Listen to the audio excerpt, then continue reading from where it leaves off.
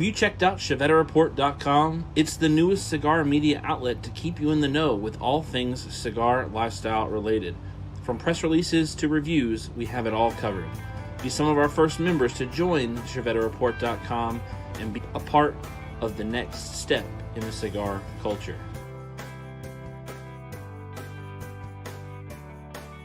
ChevetteReport.com.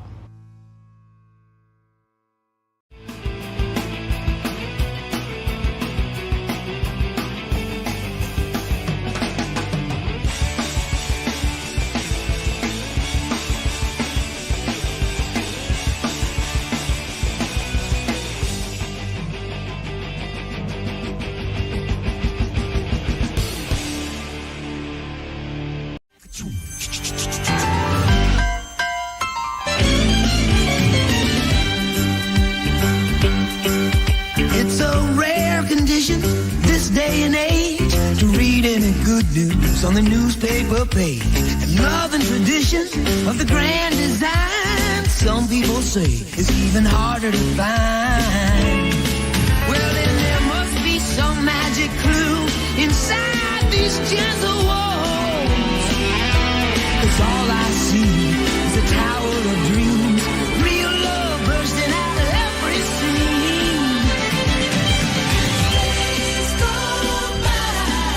It's the bigger love of the family.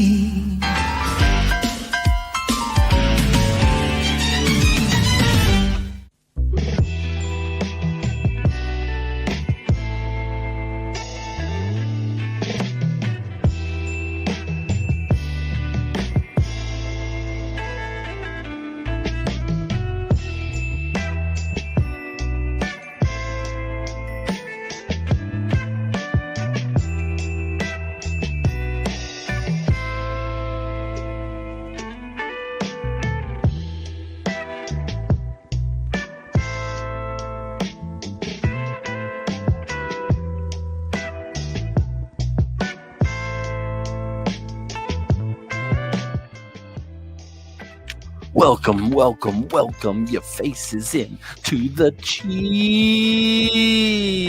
Talk. That's right, it's Cheese Talk, baby.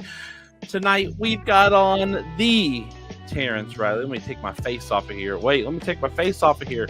Where's my... I need to get back over here. Oh, nope, it's not going to take my face off for whatever reason. It's just going to put it up there. So I've got the lovely Terence floating head here. Tonight we've got on Terence, Reilly of Aganorsa Leaf, coming on the show. But before we get started, I want to say a nice welcome into Supremo Tobacco Banker, John Michael Zakavec, Gary, Sandra, Charles Adams, and Bob Ellis. Who else? Mac, Burks, and Texas Taurus. T-Mac, what's going on? Ronald Smith, Michigan in the house. Yeah, he says Burr, but I think everywhere in the country right now is Burr. So it's not just Michigan this week. So find some solidarity in that, Ronald Smith. And we're all cold. Let's see. Come back down here. Sammy Flo, the barber and cigar. What is going on? Camping Cigar, how are you doing this evening? Peter G. Annis, what is going on? What is going on? Let me come over here and take the banners off. Get back to our regular. Where's that? Oh, I gotta put this back. There we go. Before we do get the show started, let me drop this music down a little bit more. I do want to say a big shout out to our show sponsors, Drew Estate Cigar and Quality Importers, for making sure that they bring you Chief Talk every single week, Thursday, 8:15 p.m. Eastern Standard Time, baby. We are here because of them. We are here because of you, and we are here for you. Now I'm going to drop off the sexy mic. I'm going to put my lapel mic on. I'm going to bring myself back over to the full screen, normally cut the music off completely, and bring up my co-host this evening. Welcome back to the show, Bob the Cigar Hello, Guy. everybody. How are you doing this evening? Man, I am doing awesome. I am looking forward to and I'm gonna tell you the truth. I brought my keys with me from the house because I didn't know if Chief was going to try and lock the doors, so I couldn't be in here to experience all the Terrence-ness. I want to be validated, right? I want to be validated, and I knew Chief might not let me get validated, or you want to validate? I want to be validated. I'm not saying that I want to be Tim Swanson validated where I get my own personalized jacket. But I will steal one from you if you get one and I don't get one. Michael Zakovic has one. If I am future. correct, I think Michael Zakovic has one. But I mean, we're talking about Terrence. I mean, how could I miss that? I'm just happy with being an acolyte. I can't miss that. I'm a secure dad. I'm happy just with on that shirt. I'm just happy with being an acolyte. I'm a secure dad, and I've got the hat. So you do I've got I got my haircut today. Mind. If you didn't notice, I got my haircut today. I saw you were watching Blippi. Where are you getting your haircut? Shepard was watching Blippi while I got my haircut. He brought his kid so we could watch Blippi and not get laughed I at. brought my kid because I watch my kid every day, and I can't just leave him at the house by himself because I would get in trouble with mama for sure. Yeah. Now, speaking of validation, speaking of Aganorsa Leaf, what are you smoking this evening, Bob the Cigar Guy? I am smoking, and it's kind of funny. The Aganorsa Leaf, rare leaf, but I was going to get some information on it real quick. And every picture I look at has a black color, and this is a maroon color. And so I'm glad that Terence is here, and I'm not ashamed to say that I don't know what I'm smoking, but what I do know is it is smoking well and delicious, nice and full. Well, speaking of maroon or red or whatnot, I'm going to be smoking the Aganorsa signature. This is the Corojo. Roll right off the tongue. Did you know that the review dropped on that a couple days ago? I did see that you dropped a review. I did. On this cigar, and that review has had me licking my chops ready to smoke this cigar. Now, I do want to know from the crowd, what are you smoking? What are you drinking? Also, I would like to say that 3 minutes into the show, we hit our 20-minute mark. And now, 7 minutes into the show, we've hit our 32-person mark. So 32 people concurrently watching. But without further ado, it would be silly of me to let my guests stay any longer out in the cold without being on the screen. So welcome into the show, Senor Terence Reilly. How are you doing tonight? Boom. Oh, just living the dream. Living the dream. Better now. What are you validating this evening? I'm actually validating a validation. So that's a little crazy for you. It's a validation Corojo. So I got the validation Corojo here. Look at that beautiful burn. Perfect. Look at that. That is beautiful. Now, should we expect Leonardo DiCaprio to pop out at any moment with a little inception here on the validating of a validation? It's possible. I'm not going to make promises, but it could very well happen. Well, being down there in the hot, sunny city of Southern Florida, he could pop up at any moment. Hopefully, it doesn't pop up tonight. It's freezing, to say the least. Now, one thing I want to do real quick is, hold on. How did I do this last week? Too many buttons. I can't remember how I did this last week without me being on the screen with just showing the background. I can't remember what I did. But how about, let's see. We come over here. It's not going to allow me to. Mr. T. Well, here it is. Ha! There it is. How about that backdrop? Look at that. Bob the Cigar Guy is not happy with this because over by the sea on Cheese Talk, that is the Bob the Cigar Guy Viking. If you can see, he's about 1.5 feet shorter than the other. Told AI Viking. to put me in a hole. All right, that's the deal with that. Yeah. Speaking of AI, most of this was made with AI. That's actually an AI cheesesteak, by the way. How good is that? Well, it's not like my cheesesteak pictures, but it's not bad. I thought about bringing up the cheesesteak picture, but I didn't want to possibly make anybody feel like they didn't have a good cheesesteak. So I'm proud of my work. I'm not gonna bring it up, to spare the viewers. Now it was funny. I'm a big soccer fan, international soccer. I'm a big English Premier League fan. Big fan of Liverpool. What team? Liverpool. Oh, Liverpool. Yeah. I'm a Spurs fan. Ooh, a little Tottenham Hotspur fan. Wow. So you're a Spurs fan and Fabian's a Chelsea fan. How does that? Yeah, I know. Yeah, not good. Especially we played them this year, and Spurs were up 2-0, and I was talking a lot of smack, and then they lost 4-2. So I spoke too soon. Well, I can't really speak too much against the Spurs because in the first leg of the Caribou Cup, you guys have beaten us. Now we have the return trip to Anfield in a couple weeks, but right now, you guys you have the bragging rights. So I'll keep that to a minute. Now, Bob Scarga, did you have a question about your cigar? Well, I have a question about the cigar. Before I do that, is Miami in the iguana cold zone where the animals fall out of the trees, froze dead yet, or this weekend it's supposed to get into the 40s this weekend, so the iguanas start dropping when it gets into the 40s usually. Right now it's a balmy, I think 59 degrees, but there's a little bit of wind, so probably 54.3. So for here that's pretty cold. I'm chill. Look, I'm in a jacket. I'm cold.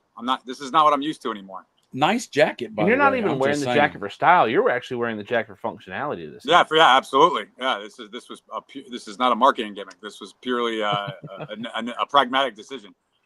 So I'm smoking the Aganorsa leaf, rare leaf, but every picture I tried to find to get the information on it, I didn't do a lot of research. I did just a little bit real quick because I knew you were coming on and I was going to be smoking it. This is a maroon colored band instead of the black band, and all the pictures I see have a black background on the band. So the black background is the Maduro, and the red is the Corojo. Is the natural. All right. There you Fantastic. go. So I thought it might just been a Bob the Cigar Guy and Chief exclusive that we got. Yeah, I'm sorry. Yes, actually, yes, that's what it is. I totally forgot. Oh man, so we're all here in studio smoking Corojos, now 2 different blends. Again, I have the signature from Aganorsa Leaf, which the first time I've ever had this cigar, so I'm really looking forward to listening and paying attention to this cigar this evening. Now, for those who are watching, we do have, and we talked about this last week, we teased it a little bit. We are going to have a bracket this evening, so I'm super excited about that. But I do want to know, for everybody who is in the chat, I want to know, what are you smoking? What are you drinking? I know that there are some who, Brianna Miller's got a Liga number 9 and a Manhattan. Ooh. Peter Janus is smoking a Room 101 Hit and Run. Steve Toth says, evening. Good evening, Steve. How are you in here? Or how are you doing? Not how are you in here. I know how you're in here. You're on Facebook. How are you doing? Let's see. Charles Adamson has an old Casa Fernandez Aganorsa Leaf Maduro. Ooh. Oh wow! Look there. Full validation. Oh, Charles Adamson is old. So I said old school. Old school. God, no. Oh, sorry, I thought you said old soul. No, he's both. Chi-Town Cigar Podcast is validating an Anniversario Maduro. Nice. Probably with some hot sauce. Ooh. Wisconsin's in the house from Tim. Welcome into the show.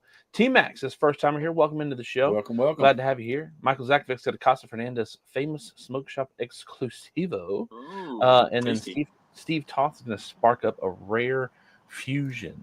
So we're smoking good all across the country. Yeah, right we're all now. validating. We're validating across. We're validating. You're right. Right. I was smack my hand. My goodness. Now it would be silly for me to have Terence Reilly of Aganorsa Leaf on for the first time of Chief Talk. Not the first time on the channel, because we've had you pop up in PCA videos. Yes. But for the first time on Chief Talk, Terence, I'm going to give you the floor for a little bit and just let you talk about what you want to talk about. Who are you? What do you do? What do you love to do? And, we'll just go from there. Jeez, how much time do we have? Hey, it's an unlimited amount of time. So a little bit for a background on me is Terence Reilly is about as gringo a name you can possibly have, but my father is he's half Cuban, half Spanish, and my family is in the business. So my uncle Manuel Casada, he's he from Casada Cigars. He's been in the business his whole life. That part of the family has been in the business going back to the 1800s when they left Cuba and very generously donated all their possessions to the government. They relocated to the Dominican Republic. But my father, he grew up in Miami because his father was American. And so I always had this connection. And then when I was in my early 20s, I spent a summer at the factory just for fun, just to go down and have a good time. And I didn't even smoke cigars. I just thought it'd be fun to go to Dominican Republic. And I had family down there. And I said, what the heck, I'll go work in a factory for the summer and run around and go to the beach. And then I just saw, I think what everyone thinks is interesting about cigars is that I'd go to my uncle's house on Sunday, everybody was having a cigar, playing cards, having a drink, eating. And I started to say, oh, well, this is kind of cool. So I started having a cigar on Sunday, and just the camaraderie of that and how great of a unifier cigars are. And then in the factory, seeing how much work goes into making cigars, you think of a cigar doesn't look like the Mona Lisa, but when you see the work that goes into it and just putting the bands on, because I did all this stuff, so I realized firsthand how hard it was. Too much glue, too little glue. You got to line up all the bands looking on the same level. So it was something that was very impressive in that way. And so then I went back and I kind of moved on with my life for a while. And a few years later, my uncle said, hey, would you consider working for us? We'd like to have somebody in the States. It's a family business. And so then I went back to the Dominican Republic, lived there for about 6 months or so, a year. And then came back to the U.S. and started working for my uncle. And I was there for almost 10 years. And then going on 8 years, God, I've been here a long time. I joined Aganorsa, which was called Casa Fernandez at the time. And the reason I joined, I didn't really have any connection with the company, except one of our reps from when I was at Casada. He had gone to high school with Eduardo, and he would kind of come out of retirement to help Eduardo Fernandez, the owner of Casa Fernandez, kind of build the line. The company was growing tobacco, selling tobacco to people like Drew Estate and Padron and we sold the Fuente and all these different companies, and then making cigars for amazing brands like Illusion and Warped and VI, but their own brands were kind of by the wayside. They had never been really focused on as a priority, and they wanted to change that. And I kind of took the meeting just out of courtesy. I wasn't against it. My policy is kind of the door's always open. You never know what's going to happen. And the more I learned about the company, the more I realized there was a huge opportunity here. They had such great cigars. They're vertically integrated, so they can put them out at a better value than almost anybody else can. And they had a signature flavor that was really unlike anything else. And so I said, okay, well, I can't change those things, but I can help bring attention to the brand. And so I jumped on board. And I've been here 8 years now, and it's been an amazing ride. We've achieved so much with a great team, with the great sales reps. We brought on Fabian Ziegler he was at Drew for so many years, nearly 20 years. And he's been awesome building our international business, has great relationships with retail. Everybody loves him, and he's been a huge asset to us as well. So here I am today. And we changed the name to Aganorsa because Aganorsa is the name of the growing company. If you think Aganorsa is hard to say, it's an acronym. It's Agricola Ganadera Norteña S.A.A., which basically means Nicaraguan Farming and Ranching Company. But we thought the focus should be on the leaf. There's a lot of Casas, a lot of Fernandezes in this business. And so we wanted to have it be a name that really was identifiable only with us and focused on what we do the best, which is create a signature flavor of tobacco. I will go ahead and state that one, I had no idea about the Aganorsa name being a shortened name of what you just said. I'm not going to try to not say it, but try. I'm going to say a humongous thank you, because there is nobody worse in the whole entire world of trying to pronounce anything that somewhat resembles Spanish, unless it comes from one of the menus at a Mexican restaurant, than my father. My dad, Bob the Cigar Guy, can butcher the simplest single Spanish name that's not something that we have grown up around or whatnot by Mexican influence through restaurants or whatnot. We went to Dallas a couple years ago, and Oaxaca is Oaxca or whatever it is. Yeah. Oh, you should have tried to. I don't think I could even on purposely recreate the way how did you say Oaxaca? I knew how to say Oaxaca. All right, I did. But we were all sitting around and there was a drink and it was called that. And so being funny, I said, I'll take one of those Oaxacas. Axa for one. And it took a life of its own. And I got to tell you, I like playing with words and stuff, but you came out with a phrase that ought to be a t-shirt or a bumper sticker.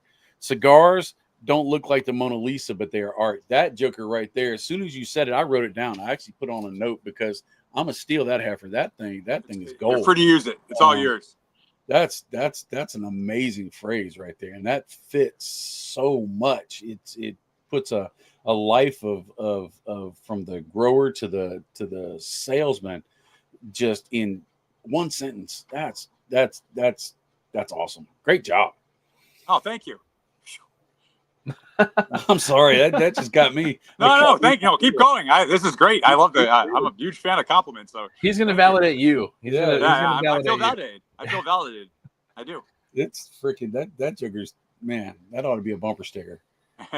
No, I seriously, the cigar community thanks Aganorsa Leaf for shortening the name to Aganorsa, because I'm not sure the review of an Aganorsa Leaf cigar video wouldn't be at least 3.5 minutes of trying to properly pronounce Aganorsa's full name.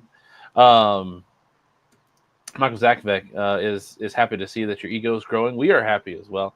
Yeah, me too. So we are with that, with hearing how you got into it. That's awesome. I love hearing the way that people get into the businesses, somewhat through like a family integration thing. And a little bit, I've watched other podcasts or listened to other podcasts or other shows that you've been on. And I guess I've never caught that part of your history of getting in with pre-Aganorsa and where you are now with Aganorsa. Now, I can't go much farther without giving a shout out to my boy Fabian. We've been big Fabian fans for a very long time. Fabian is actually one of the people who gave us our first shot when he, like you mentioned earlier, he was with Drew Estate for close to 2 decades and A score of years. Yeah, he's old. He's very old. Talk about old. Fabian Ziegler. Yeah, God, old bum. boy, I actually texted him. I texted him the picture of this picture. I texted him and I was like, hey man, what do you think about it? Do you think it's gonna be okay? And he was like, how can you have Terence Reilly on to talk about cheesesteaks and not bring on the big Swiss cheese? So I do. He's jealous. He is. But, I did tell him, I was like, look, I would love, to have the both of you on the show in the future. And I was like, Fabian, you've been on Chief Talk many times. He's been on the channel. He's been here in studio with us. 3 times. Oh, wow. We were talking 3 times. earlier before the show started about, you being down in South Florida and being cold. And we're up here in the upstate of South Carolina, and it's like 29 degrees outside, but we're here in our studio. We built the studio a couple years ago, and Fabian, not too long before he actually joined you guys over at Aganorsa Leaf, he came up here and hung out with us for a while. He brought his hookah, and we did a live show with him. We did a couple of reviews with him. Yeah, I don't know if you know this or not, but Fabian Ziegler does not like hot sauce foods or spicy foods very much. And we put him through an entire hot sauce gauntlet, like that show Hot Ones. I love hot sauce, man. I see another example of it. Should have, he should have been doing the cheesesteaks, and I should have been doing the hot sauce. Right. Well, hopefully, if you guys ever get to come through our area again, we can have you guys out here, for a show or just hang out. It doesn't even have to be on camera. We can just hang out and have a good time because we got cigars, we got drinks, and we got warm, climate controlled or air conditioned during the summer. Which that's the most important thing around here is how hot and humid it gets. Gets here.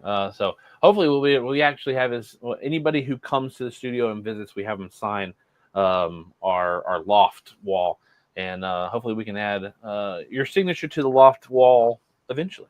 I hope so. Yeah. Where in North Carolina are you? So we're South Carolina. We're the upstate of South Carolina. Oh, upstate of South Carolina. Okay. Yeah, we're where? Greenville. Near Greenville. Oh yeah. Yeah. Boda. Yeah, Boda. Yeah, Andrew used to work for you guys. He worked at Boda for a long time, and then we actually, when he was working for Aganorsa, that was the first ever Aganorsa cigar I had. Was the Guardian of the Farm, and he brought it out here for us to smoke. It was the only time he ever came on the channel was when we did. Are you familiar with fermented herring called Sustroming? Yeah, he ate it. Yeah, I remember during the pandemic. During the pandemic, he ate it. It was with us. Yeah. Oh, that was with you guys. Okay, I remember that because I remember I was like, man, we're that just shows you how the type of work it takes to be successful in this business. You can't just smoke cigars and talk about them. gotta eat that stuff. Right. Fermented fish. That's Oh, it was hideous. And here's the thing: the wildest thing of the whole entire thing wasn't the fact that the pickled fermented herring was terrible. It was the fact that Andrew ate it without gagging. It didn't phase him. And basically asked for more at the end of it. Yeah, and it didn't phase him at all. And we didn't even eat it like in the traditional sense where you open it up underwater, you wash it off, you take out the bones, and you take the guts out. No, we were just, chunking it in. And then it got to a point to where we were actually taking Chief started it, where he got a plastic spoon and he got a scoop of the brine that was in that thing, and it's got little guts and eyeballs floating around in it. And of course, if my son is going to do it, then I have to do it twice as much. And so we did on the back porch. We did not do it in the studio so that we could hose off the back porch afterwards. And we did need to do a little cleaning after it was done. The dogs were very happy to go out on the porch. Yeah, include me out.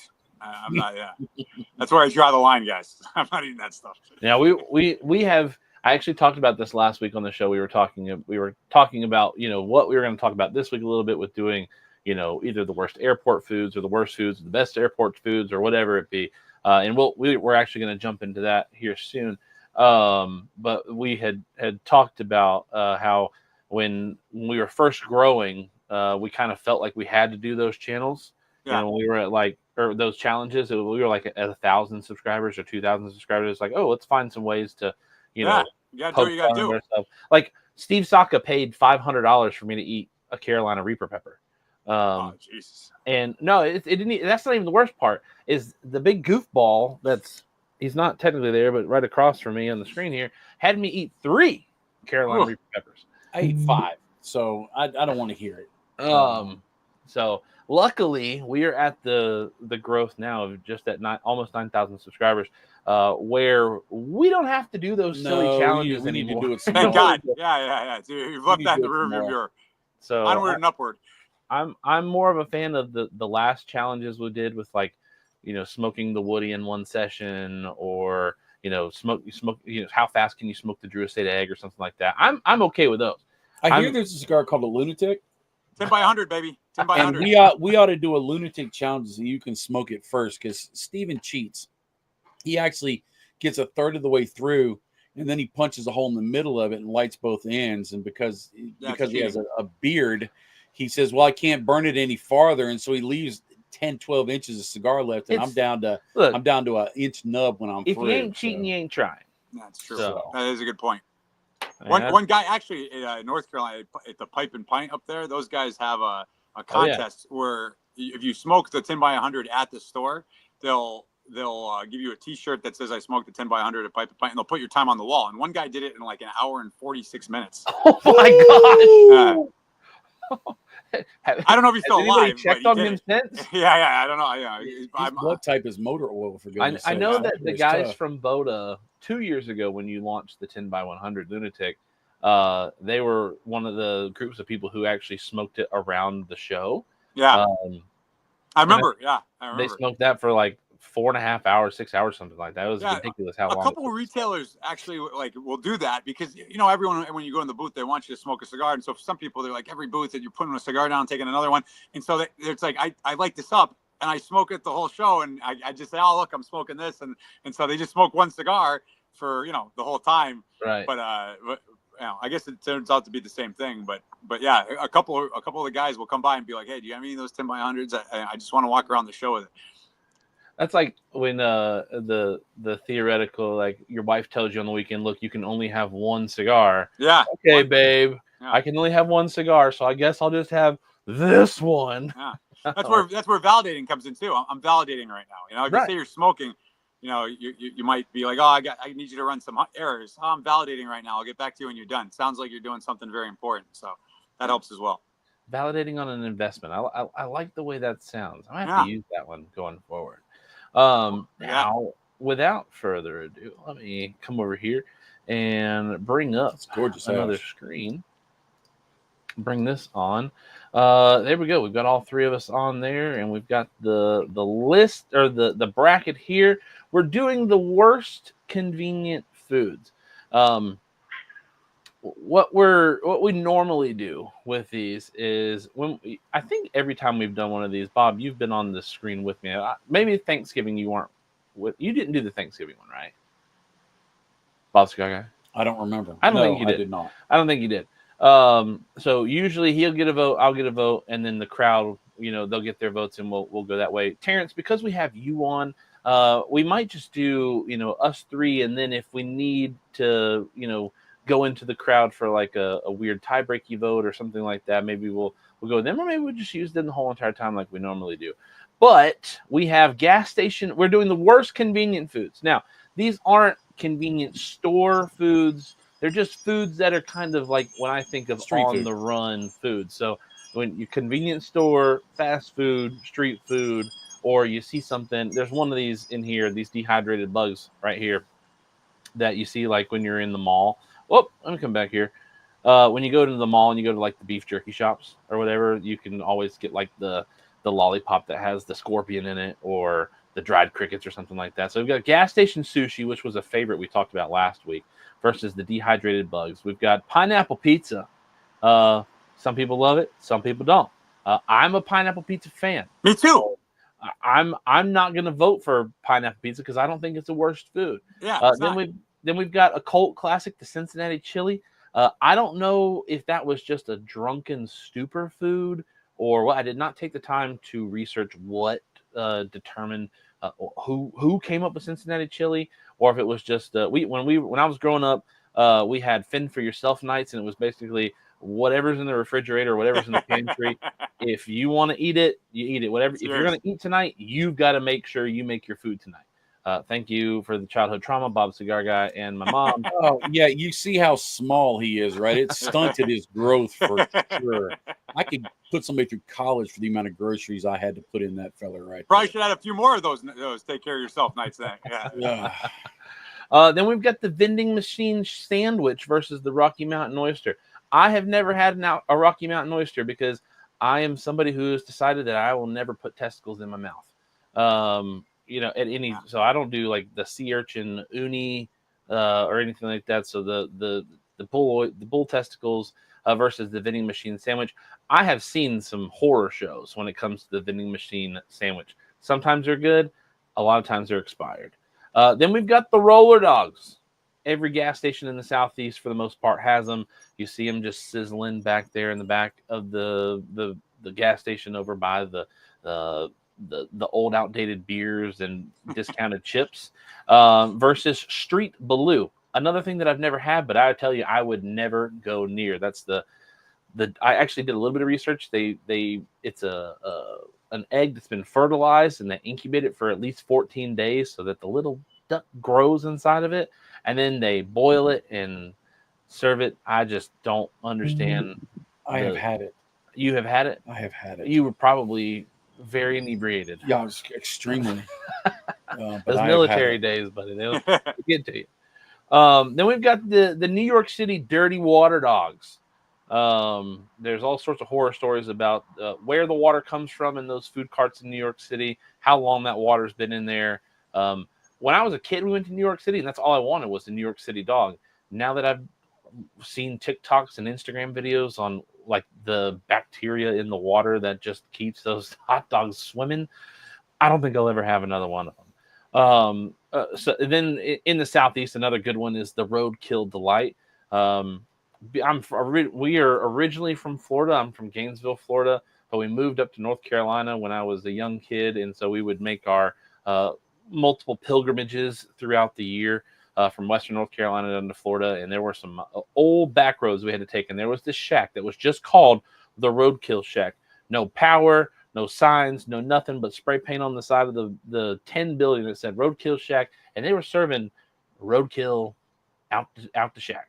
So it's convenient for somebody. Hey, it's free food. The Duck Dynasty, they swear by it. So, you can't go wrong with that.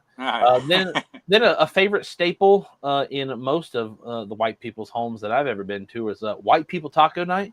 That happens to be just overcooked ground beef with a little sprinkling of seasoning, some shredded cheese that's somewhat lukewarm, and canned tomatoes that the juice is about the only seasoning you get on the taco. Now, you can have soft taco, hard shell taco, whatever you want it to be. It's still white people taco night. Versus the Chicago dog. I think it's the biggest abomination of hot dogs in the world. Putting a salad on top of a hot dog is a crime. Now, Chi-Town Cigar Podcast is here, and he's already said any list that has bad foods on it, how could you put the Chicago dog on there? So you've already started, and there's also some talk about some travesties that people are talking bad about boiled peanuts, and that they've never even. That's not a bad food. I'm telling you what, boy. I'll tell you what. That's something Terrence, with you traveling, have you had the wonderful opportunity to get a hold of some boiled peanuts ever? I have. Do you like them? Do you not? Yeah, I like them. Thank you. Validated. Boiled peanut. Validated. That's We've right. got some Yankees in the chat for the past few weeks who are freaking out about boiled peanuts. What's a boiled peanut?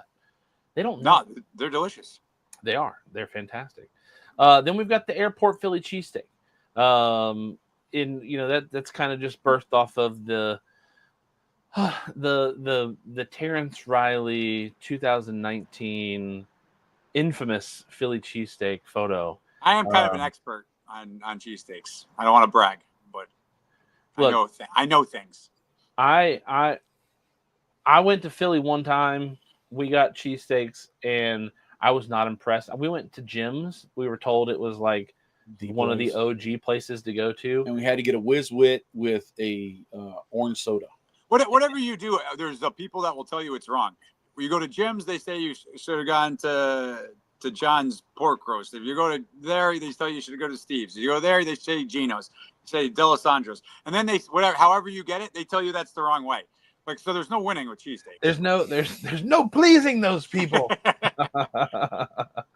Then we've got the canned cranberry sauce. Now see, that's Cassie's shade of me because I put that on the list, one, because I can't stand it, but two, I also knew that it would trigger my father. It did. He likes to make fun of millennials being triggered all the time, and I knew that it was going to just yank him into a place. Thanksgiving's not Thanksgiving if you don't have cranberry sauce, and you eat that when you're going through the line because you don't have to chew. You just go, and you just right. You got more room on your plate for the turkey and the dressing and the stuffing and the I'm going to have gravy. to go back and get that as a sound bite. I was going to say, yeah, that was pretty impressive, actually. I don't know if that was eating cranberry sauce or vacuuming cranberry sauce, popping a cork off of a bottle. I'm not sure what that is, but I'm sure there's plenty of things that we could put that on. Then we have the 5-second roll pizza dropped on the street. I talked a little bit about this with you, Terrence, before the show started. 5-second rule is something that we've all somewhat grown up around, but 5-second rule is not always equal. If you drop something that's 5-second rule, like you said earlier, like a cookie or something, yeah, pick that bad boy up and you're ready to go. But if you drop something down that's kind of sticky, that's definitely going to bring up some of that ground that it dropped onto. Yeah, that's a whole different ballgame. Look, Not God really. made dirt. Dirt don't hurt. That's what I'm saying. I mean, sure, whatever. And then we ended off with one of Mac Bergson's favorite episodes on Chief Talk. I think it was actually pickled. It wasn't pickled eggs. It was pickled sausages. Which I'm a fan of pickled sausage. But pickled eggs, you see them where we live.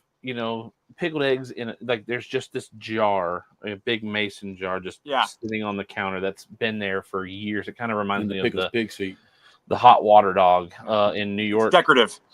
Right, and the eggs are just floating in there, and it's like, I don't know, when was the last time you put an egg in there? And then what is the oldest egg in there? It's pickled, right? So it's like technically like the honey that they pulled out of the pyramids in Egypt, in the sense that it just never goes bad. Good reference. Still, you're taking a really, really, really big risk when it comes to pickled jars of anything at the gas station.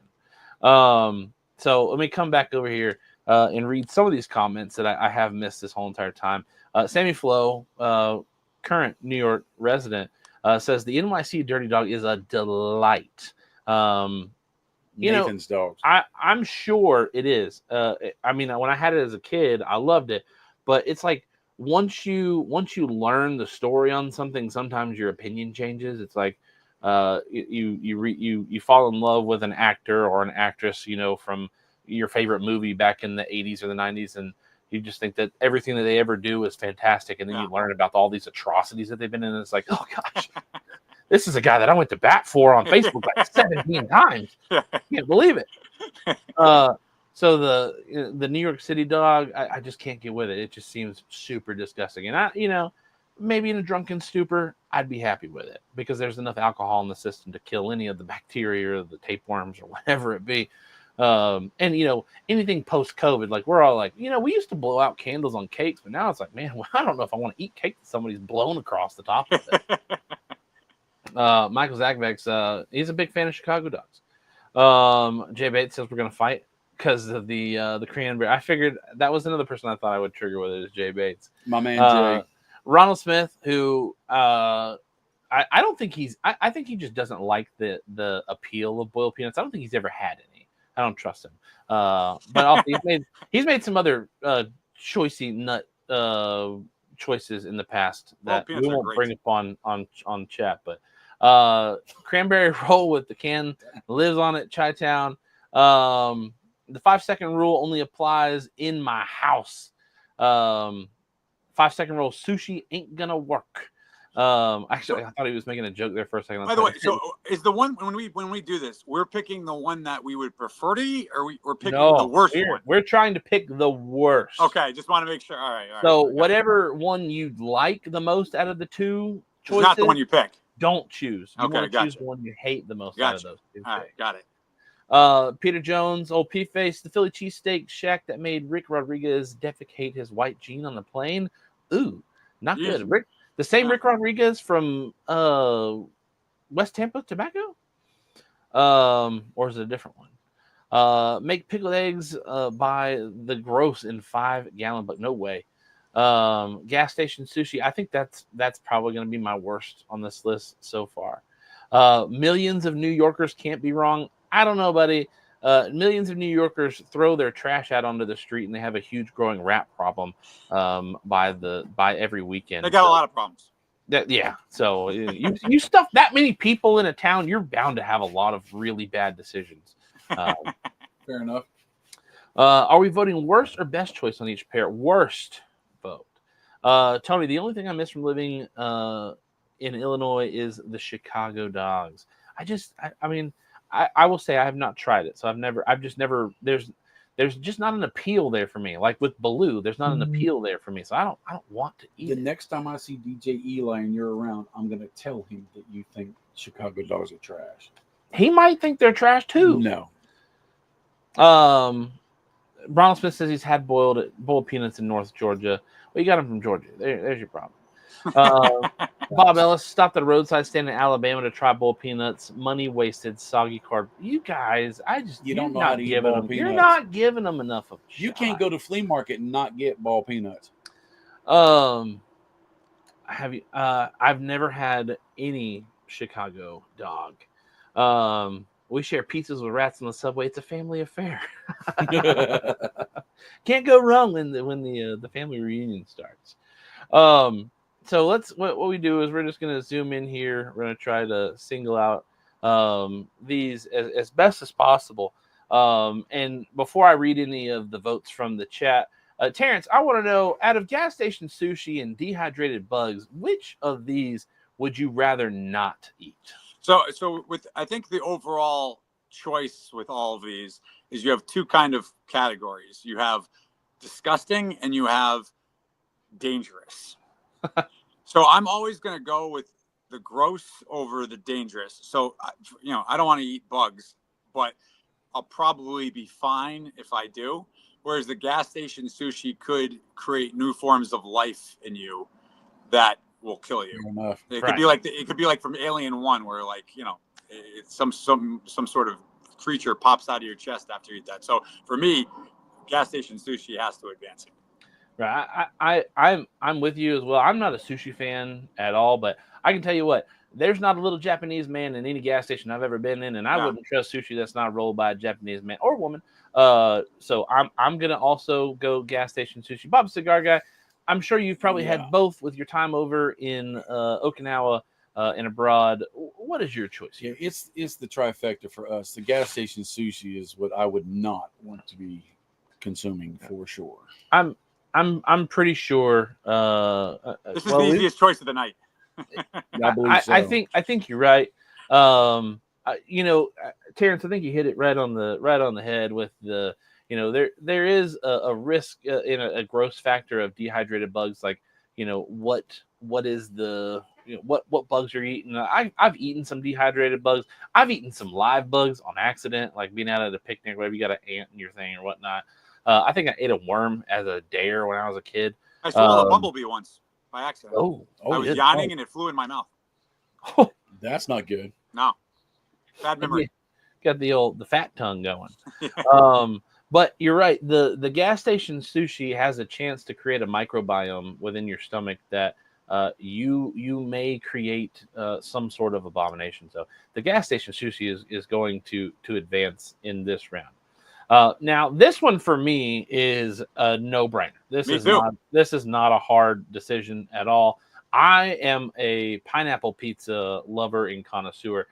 I think pineapple goes on pizza just as well as any other normal ingredient goes on pizza. Also, big shout out to my god uncle Chris Duque out in Hawaii. Pineapple and everything. I'm big on the pineapple pizza. Chili on spaghetti noodles. Again, I think it was just one of those fend for yourself kind of sort of situations where someone's like, I don't have any like rice or cornbread to put this on, but I got some old spaghetti noodles I can put this on. So I'm going Cincinnati chili here with the worst of these two because I think actually pineapple pizza would win out of my favorite things on this list. Yeah, Terrence, sure. what do you got? I couldn't have said it better. Pineapple pizza is delicious. People that don't like pineapple, people don't like it for philosophical reasons. It's not that they don't think it tastes good. They just are like, oh, well, you can't put pineapple on pizza. It's not, tradition or whatever it is. Pineapple pizza is delicious. And, this is a choice between delicious and gross. And gross is going to win under the dimensions of this contest. So Cincinnati chili advances, no questions. I think I agree with you there. Bob the Cigar Guy. Now you're one who I know loves pineapple pizza. I know you like pineapple pizza, especially when it's got nice thick chunky ham slices on there. But you're also somebody who I could see saying, I could eat some chili on noodles. I would be willing. If the struggle is real, I'll also caveat. I would rather do that than a Chicago dog. You got to stretch. Sometimes you got to stretch dinners, and if you got a thing of noodles or a thing of rice or something, or even mashed potatoes, you just got to stretch that meat just a little longer for the rest of the people sitting around you, especially when they're as big as some people's sons are. But pineapple pizza would be what I would want. So I'm going to say the chili is got to go. It's got to move forward. Yeah, we do have many people in the chat going with the pineapple pizza as their vote, but that would still render it 3-1, taking into effect the chat vote versus our Philistines. Honestly, kind of what you were going back to saying with the whole, the only reason people really don't like pineapple on pizza is because they want to be a part of the in crowd. It's like, I don't want to be shamed on Facebook for liking pineapple on my pizza, so I don't like it either. Oh, gross! Exactly. They're saying it because we call it the anti-chief agenda. They'll vote against me, especially when each of their votes count. They'll vote against me. They'll wait for the other votes to come in, and then they'll start to vote against me just because they want to. Now, to do contrarians. They're contrarians. When I was in Italy just recently. Were you in Italy recently? I was in Italy just recently. Tell us all about it. And there's lots of pizza places there, right? We tried a bunch of different pizza places. In Italy? No. And some of them actually had pineapple pizza on the menu. Right, because it's smart. Yeah, it's delicious. It's like having grapes on a charcuterie board. Yeah. It balances it out. Yeah, you gotta have a little sweet with salt. I am fancy. Iggy Azalea. I'm so fancy. Millennials, I swear. So old callback right there. All right, so now we're gonna go with a little less conventional choice. Probably a lot of smart people don't go with either of these choices. Yeah, this is the tough one. This one's the toughest one we've had so far. Yeah, this one is going to take a little bit more thinking here for me because one, I've never had a Rocky Mountain oyster because I just there's not an appeal there for me. I don't like normal oysters. Now I like them steamed. I'll take the back. I like them steamed, but raw, disgusting. I don't see how people do it. It just blows my mind how people can just slurp that stupid thing out of the shell and briny sauce and sand. But the vending machine sandwich, I have had some good vending machine sandwiches. I'm also smart enough to know not to grab the pimento cheese sandwiches that are in there because there's a chance that the cooling apparatus inside the vending machine is not working or has not worked, or they could be out of date because nobody else wanted the pimento cheese sandwich. So I have a hard time with figuring out which one's the lesser of two evils here because they're both evil to me. Terrence, can you help me out? I think I'm going the vending machine sandwich again because it's really a case of something that could possibly lower the quality of your life if you get a bad one. Yeah, at least the Rocky Mountain oyster's cooked, right? It's been fried. You know, there's not anything inside of it that's absolutely just going to possibly take you out. Where there's no risk with the Rocky Mountain oyster other than just not liking it. There's a huge risk with the vending machine sandwich. Yeah, vending machine sandwich is to me the clear winner. Bob, what do you got over there? No, I got to go. I got to go the other way on this because if I tell my friends that my stomach hurt because I ate a vending machine sandwich, they say, "You idiot." But if I tell my fellas, man, I had some Rocky Mountain oysters last week, I would never, ever, ever, ever, ever hear the end of it. I mean, we are blue collar, no sleep people, and there's no way that I would go through the litany of jokes that would be thrown. So I'm going to say the oyster would be the one that I would not partake a part of. So I don't know. You guys have really forced my hand here. Like we got a debate. Yeah, we got a safety or manhood. Which one is it? Pride or I know that's kind of where it goes for me. It's I mean, it will pass through your body eventually, but the shame will stay. So will hemlock. But here's the philosophical part of it. If you really had to stretch your brain here, the vending machine sandwich could kill you. Yeah, there's a chance. There's a chance that you could develop E. coli and just be taken out. Yeah. And would you rather live to tell the story and just live with the shame of having eaten bull testicles or goat testicles or whatever the testicle offering may be, or not live to tell your story at all? And on your tombstone it says, "Here lies Bob the Cigar Guy, taken out by a vending machine sandwich." Yeah. He could have eaten some oysters from a bull, but the dummy said, "I'll take the sandwich instead." The old phrase that says, "Better to die on your feet than live on your knees." Better to die on the throne than to live with the shame. I'm sorry, I just can't. That's one of the ones you've got to take the bucket to the bathroom. I'm not saying I would brag about it. I'm just saying that between the two. So then you're a closet oyster eater. There's no good in this. It's going to sit out one day when you're talking, and it's just. I think I'm gonna have to go to the chat here. I'm gonna have to go to the. No, you got to give your answer. You can't I'm gonna I'll let you guys sway my vote a little bit. I'm gonna let the chat sway my vote a little bit here. J Bait says he's with BTCG on this one. Man. I'll roll the dice on the Sammy. Because you're right, you could get a good sandwich, right? You could possibly not die. You could get a perfect little. That's not very encouraging. You could possibly not die. Right. That is, the more that I think about that statement, I think you actually have a really good point there. Charles Adamson is not a fan of the sandwich either. Bob Ellis says where he used to work, they call the rotating vending machine the Wheel of Death. Tony Smethers says no nuts for him.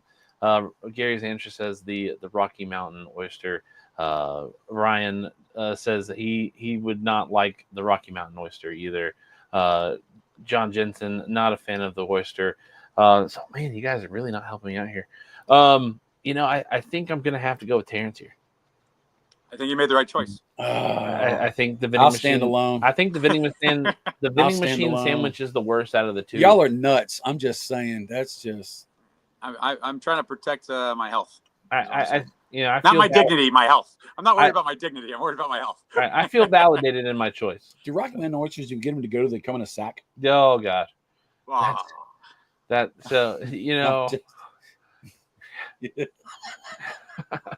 And do you have a tea with that? I'm glad you said it now after I've made the decision because do you have a tea with that bag? I can what is it? I plead the fifth now on my sack of nuts. All right, so we've got the Street Baloo, which I have never had the privilege of. Now, Bob Scarga, you said that you've had I have had it. Baloo. Now the roller dogs I have had. We have a chain of gas stations in our area called QT, and they actually have a fantastic assortment Amazing. of roller dogs. They've got deep fried ones. They've got regular ballpark franks. They got cheddar cheese and jalapeno dogs. Yeah, they got some good They stuff. got all sorts of chicken sticks and whatnot. And they're so good they never sit on there for 12 hours. Right. But I have a gas station right down the street from my house called the Little Cricket, and they've got roller dogs on there that I'm sure have been there since the 4 The years. 70s. 4 years I've lived there. I think there's still a dog on there that's just rolling that says, "Help me, help me, Put me out of my Get misery. get me out of here." But Bob Segarra, I would like an informed opinion here. I would like you to tell us your story on Street Baloo. When you eat, I mean, I had tipped the elbow a little bit, and we were out there, and That's a great expression. it was on a dare, and I had to be that guy, and I had to do it, and I was not inebriated enough to not feel the crunch of the bones or pull little pin feathers out of my teeth, and the flavor. You can't consume enough alcohol to get rid of that flavor for days. It is horrendous. It is just awful. So I highly recommend. I will be saying Street Baloo for the win on that one. That is for sure. Now, Terence, a man with your palate and how trained and sophisticated it is, you have to think when you go in to eat these things. If you had to sit down and somebody held a firearm to you and said, "Look, you've got to eat one," you've probably got to think a little bit of your palate, right? You got to say, I can't validate if my palate is completely messed up. That's true. Which of these do you think is going to mess your palate up the most? So I think the Street Baloo is probably the worst of the two in terms of messing up your palate and potentially a lot of other things. The roller dog is probably not good for your health, but it's something that will kill you in 20 years. And you probably have to eat a bunch of them to die from it. Right. Because, it's pretty sterile, it's not good for you certainly, but it's not going to make you sick then and there. You might die early, but in 20 years from now. Right. So for me, the roller dog is the choice because I'm not, the Street Baloo is something that I would imagine a person that was starving would eat if they were wandering through the desert in the Philippines, I guess, which there isn't a desert, but whatever, the jungle in the Philippines. And they found a trove of Street Baloo and they were well, I'm going to die. Then maybe you would eat something like that. But otherwise, I don't see any purpose in ever putting something like that into your system. So roller dog is the one I would rather have. So Street Baloo is going to advance. Yeah, I'm with you. The Street Baloo, I feel like when we talked about, zoom back out here and show that we've already done the gas station sushi. And one of my things with the gas station sushi was it could create an organism inside of your stomach. You would almost need to counteract it with the Street Baloo to have a cage match in there. It even out. They're both fighting, so you don't die. You've got a primordial fish that's never been ever created, growing in the acids in your stomach that has to fight now this tiny duck that never made it past 2 weeks of egg life. So it's just a really good way to think about it. I don't know. That poor duck. It was a bad beginning for sure. Right. I mean, do you know how much they sell Baloo in the Philippines for? I wouldn't pay 2 chocolate bunny heads for Street Baloo. I think Dad's gonna say something like, instead of at least a buck, at least a duck. Charge a buck. A buck.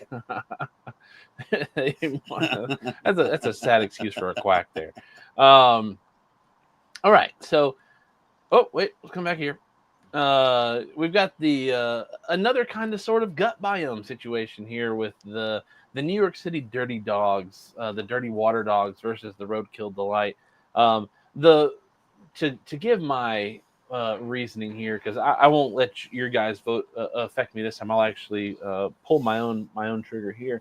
The roadkill, it's cooked. There's never raw roadkill. You don't have roadkill sushi, right? They don't do roadkill sashimi. Like you got armadillo sashimi on top of squirrel ragu, right? There's You a meal. Point tonight. I tell you Hey, what, man, you're it's stepping like- up the game Oh, tonight. they're like boy. Dr. Seuss over here, baby. Tell you what, mix with It's HR cooked. Geiger. It's open. And if there's anything in the South that we do well with fire, is we make Burn sure things. it is done. And in the New York City dirty water dogs, like, man, there's a lot of places to get water in New York City, and very few of them are sanitary. I mean, they tell you about not getting in any of the rivers anywhere near New York City because of the possibility of E. coli or the mob taking care of you when you're there. In my opinion, I think the New York City dirty water dog is the nastiest of these two. Terence, what do you got? Well, I'm finally going to disagree with you. We've been on the same page with everything. So I like New York City dirty water dogs. Well, number one, the water comes from the Croton Reservoir, which is some of the best water out there. They don't take it from the Hudson, which would be disgusting. So I've never had any bad experiences with the New York dirty dog. I've had many over the course of my life. Eating stuff that was struck by a Chrysler or something, I don't, again, they cook it, but I don't know if a possum is something that I really want to, have, even if it's cooked well. There's probably weird things in that, it's cooked disease, so the diseases are there, but they're just been cooked a little bit. So for me, I think the roadkill delight has to advance here. Okay. Yeah, I get you there. You got to worry about what kind of, was the car leaking oil, or, did it, damage the rack and pinion? Was it a skunk? Did they already run over something? Yeah. Did it get a piece of the grill and, in there, you choke on a piece of the, Yeah, when you grill different meats on the grill, right? You put your chicken on one side and your beef on the other side. You don't let them touch. With roadkill, you never know. Sometimes it's unrecognizable. It's like, yeah, this is black fur. I don't see a white stripe down the back of it, so it's probably not a skunk. But there's a chance it could be. Bob Scargate, what do you got for me? Well, with the dirty water dogs, a lot of people don't know this, but in New York, you can make a full meal out of it. Not only do you get a hot dog, but you can get a cup of weenie water soup. And that stuff is a delicacy right there. So you can, like, have you ever seen the weenie water the soup? hot dog competition where you eat the most hot dogs? What they do, they dip it in the hot dog water, right? And No, they that's eat just that. water. It's hot dog. It's got a hot dog in it. Joey It's water. Chestnut has some pride. It's hot dog water, and I gotta say that that I would rather have the water dog than the roadkill delight. Oh, well, darn. It looks like everybody else here is, pretty much on the same road here, where they would rather, they would rather eat the New York City dirty water dog. And it looks like I have offended some people in the chat. I don't care. Just to make that clear. I mean, hey, we now have 3 viewers on. I milked them for an hour, so get out of here. So we'll see the roadkill delight go through as the disgusting there. Now this one, no brainer for me. I am a connoisseur of white people tacos. I am white. My wife is white. My parents are white. I've had white people tacos for most of my life. Now, I never knew what a taco was until I went to Texas, because I thought I knew what tacos was, here at the house or at Taco Bell or, the Mexican joint down the street. Texas changed my life on Mexican food forever. I've never been to Mexico, but I think Texas probably makes better Mexican food than Mexico does. That's just my opinion at the moment, because I've never been to Mexico. Chicago dogs, and zero appeal. Absolutely no appeal for me when it comes to eating a hot dog. I would eat the weenie water. I would drink the weenie water soup. I'd make weenie water. I would actually make weenie water soup ice cubes to put in my weenie water soup and drink it on a hot day instead of eating. Put it in your coffee pot and make coffee with it. God, no.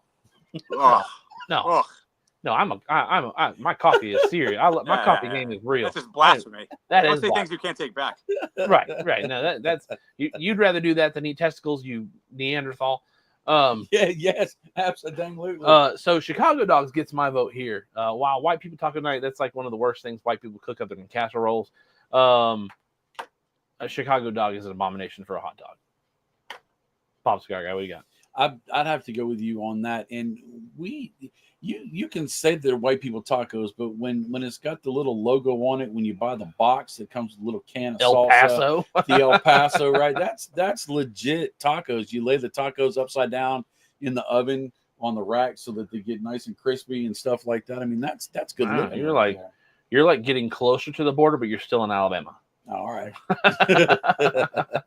Terrence, what's your pick here?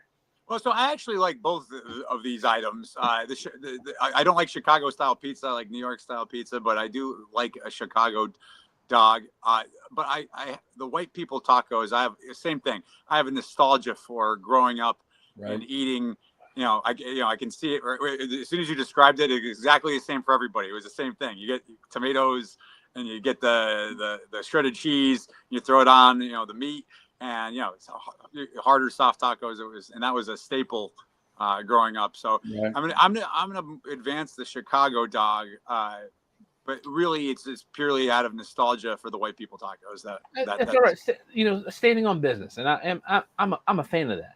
Making sure that you've got a code, you've got a creed, you've got a codex that you're going by. And you know what? I support it. It also agrees with me, so I'm happy with it.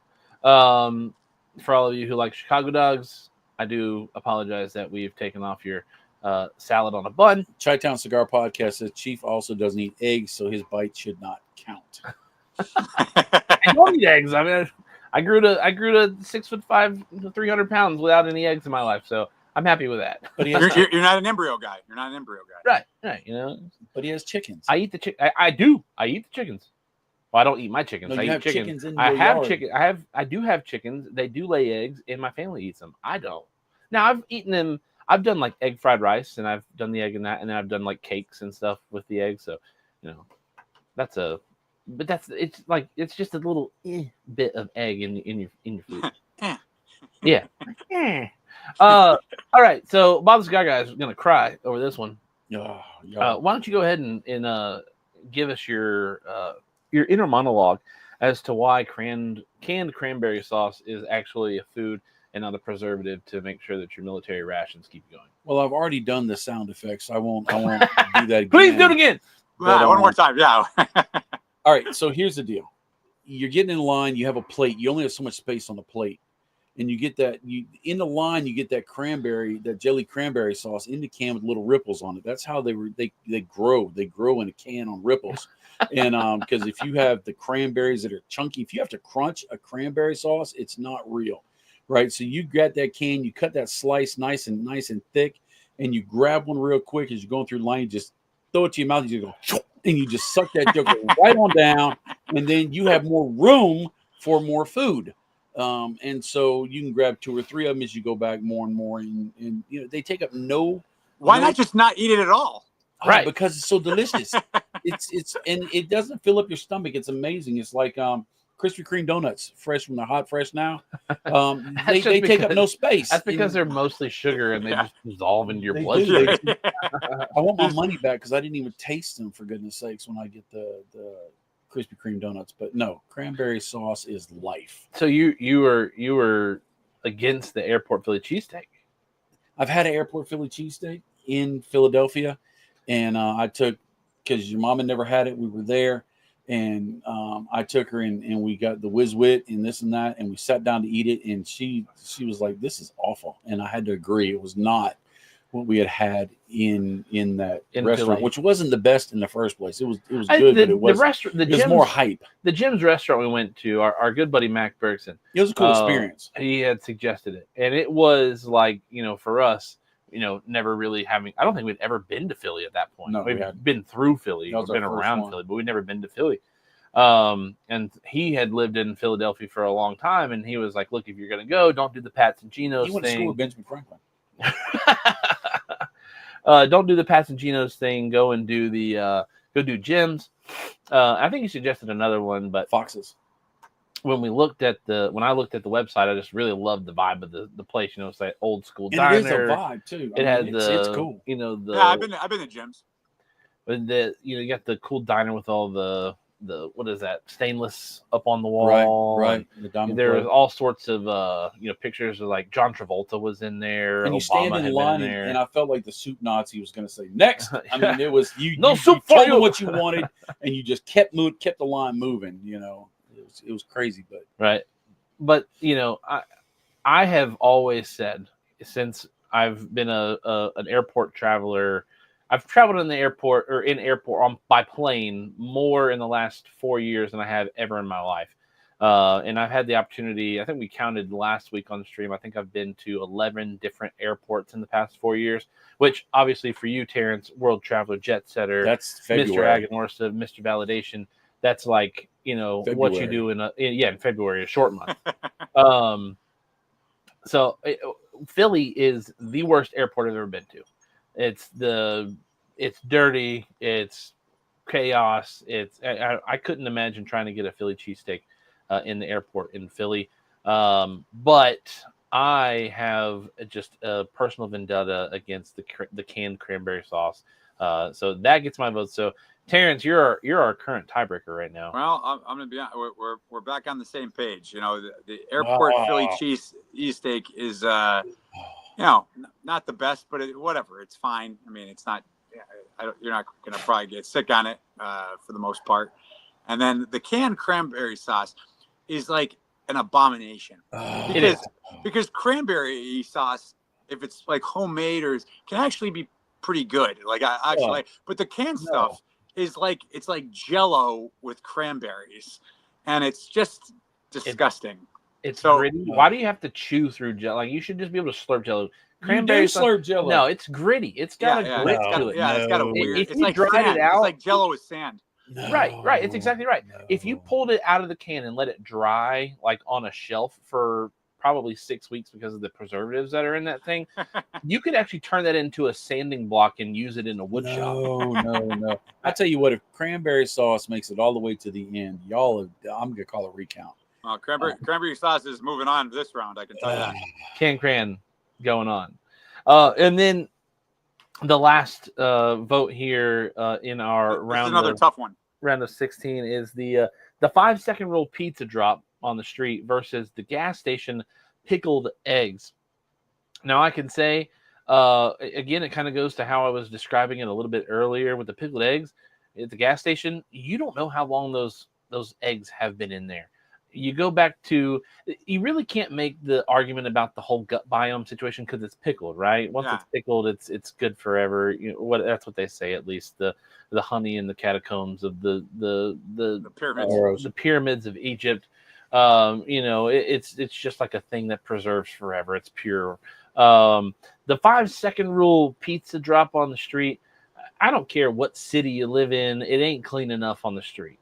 There's all sorts of people, you don't know where they've walked. You don't know where they've been.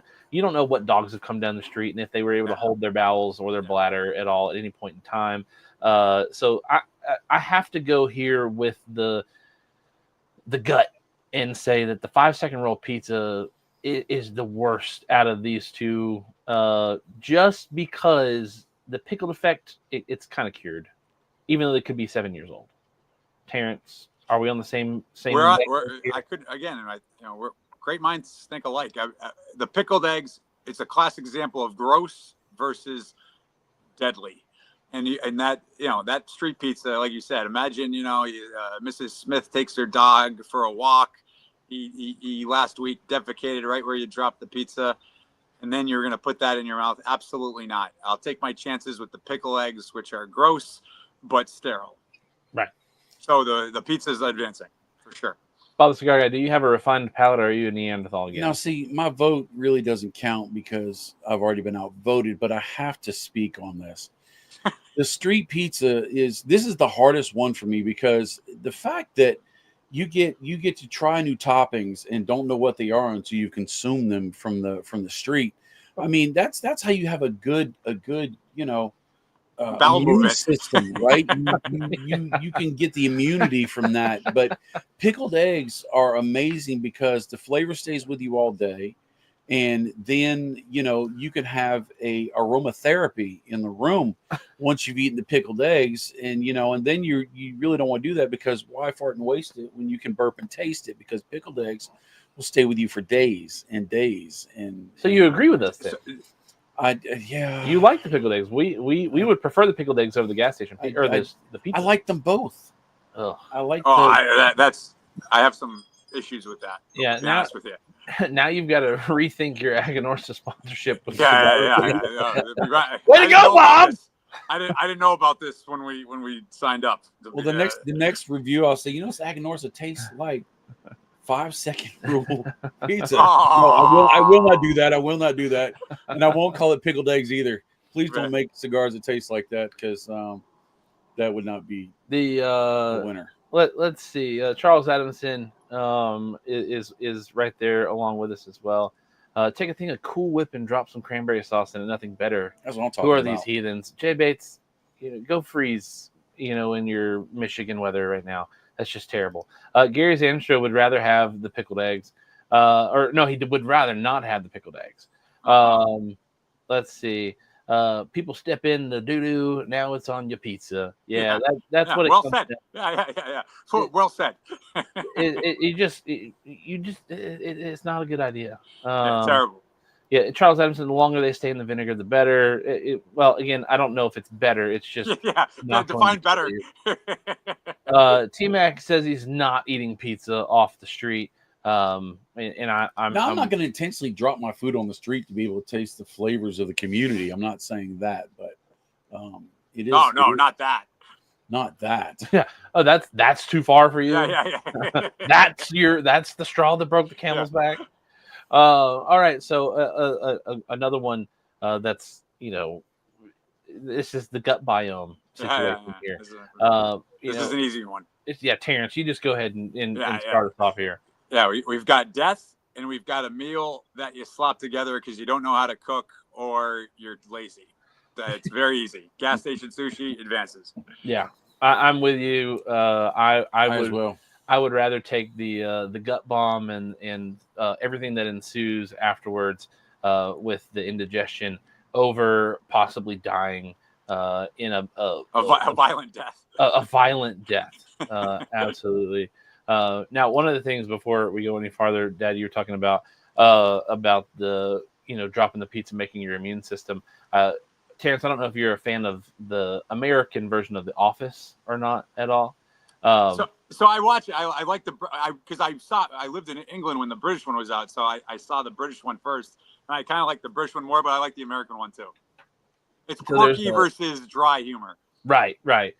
There's a scene earlier on in some of the earlier seasons of The Office where Dwight talks about his immune system, and you were talking about I remember, taking your pizza and building up your immune system, and Dwight talks about instead of having hand sanitation stations at every point, have a hand desanitation station. Just put your hands down in some dirt or some manure or whatever. And he was like, well, I welcome it, and they're starting to sneeze in his food or sneeze in his face, and he's left having to do it. It's like, if you would have chosen the pickled eggs, I would have had to call you out on your immune system therapy over there. And our PCA trip, make sure that you got a nice dose of Aganorsa justice. Yeah, no. So gas station sushi moves on. Now we're in another battle of the gut biome here. Yeah, this is a tough one. This might be one of our toughest matches until the final, just because of, again, you have the possible primordial duck vengeance out of your you have the alien scene where it comes out of your chest, it pops out for vengeance, and it's Daffy Duck like standing over your body saying, "Eat me next time, sucker." Versus the concoction that is in every blue collar working facility, well overpriced, right? You're going to pay $4.50 for something that could be expired, not refrigerated enough, and possibly taste like Fido's behind, and you've spent $4.50 in today's economy on something you just shouldn't have spent your money on. I think I would still rather take my chance with overpaying for E. coli versus eating a sweet little story time character in an egg. Bob Chicago, what do you got? I'm going to go with you. I will move Street Blue forward. A connoisseur of both. Yes, I would rather eat the vending machine sandwich. Terrence, I'm sure we know where you're going, but I would love to get your input. No, we're on the same page here. I think with the vending machine sandwich, there's still a chance it could be decent. Right. Not good, but decent or edible. With the Street Blue, it's going to be terrible, and no matter what, and can possibly kill you. So the Street Blue, I think, has to move on here. The vending machine sandwich has at least the potential of not killing you and not being disgusting. Yeah, the Street Blue, you're right. The vending machine sandwich, you have a very good possibility, or a possibility, maybe not even very good. You have a possibility of getting a banger. You get a 10 out of 10 sandwich. And you're like, man, I'll go back to the vending machine tomorrow and hopefully get the same kind of sandwich.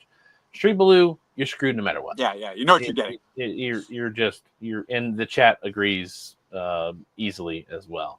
I know I had my vitriol for the Chicago dogs earlier, but I would much rather eat a salad on top of a hot dog than the Roadkill Delight. So my vote goes for the Roadkill Delight. Terrence, I'm sure you're probably on the Save Wing Blink, but maybe not. Let's see. No, I'm on the same. Like I said, the Chicago. I like Chicago dogs. I just its choice of the last round was that it was just a nostalgia for the white people tacos. The Roadkill again. It just feels like something that I'd have to be desperate to eat something that was struck by an automobile. Yeah, stranded out in the desert in Australia, and a poor kangaroo. Kangaroo came at the headlights. Right, got clipped, and I'm gonna die or eat the kangaroo. I'll eat the Roadkill kangaroo at that point, I guess. But other than that, right, I'm not eating when a food gets down to the point where you're like, it would only save me from death to eat that. That's when it's pretty bad. Yeah, exactly. Wait, when you're looking at like either certain death or just possible death, and you go with the Roadkill kangaroo, that it's not good. It's not a compliment. Bob, are you familiar with any? You never went to Australia, so you got like some like puff adders or something in Asia, or I've had some stuff, but y'all have made great points, and I can't disagree with you, even though I would like to. I just it's impossible. So are you validating us? Yes. Yeah, we're validated. I'm validating. It feels good to be validated. This suggestion because y'all are on my list with the cranberry sauce, but at least in this bracket, I'm in one accord. All right, which could have ran over the Roadkill. Everybody who's crying in the comments about Chicago dogs being on the list at all, get over yourselves. You don't have to worry about it anymore. You're safe. Then we've got the Devil's Bane, canned cranberry sauce versus the 5-second roll pizza. Terrence, I'm gonna let you go first here because I don't know if I want to break your heart or not with disagreeing with you. So I want to know what you're gonna pick first. Well, I'm telling you right now that again, I'm not as we just talked about. I'm not a fan of the canned cranberry sauce. But at the same time, I feel safe that there's not feces in it. So the 5-second pizza has got to move on here. I mean, I'm just there's no choice here.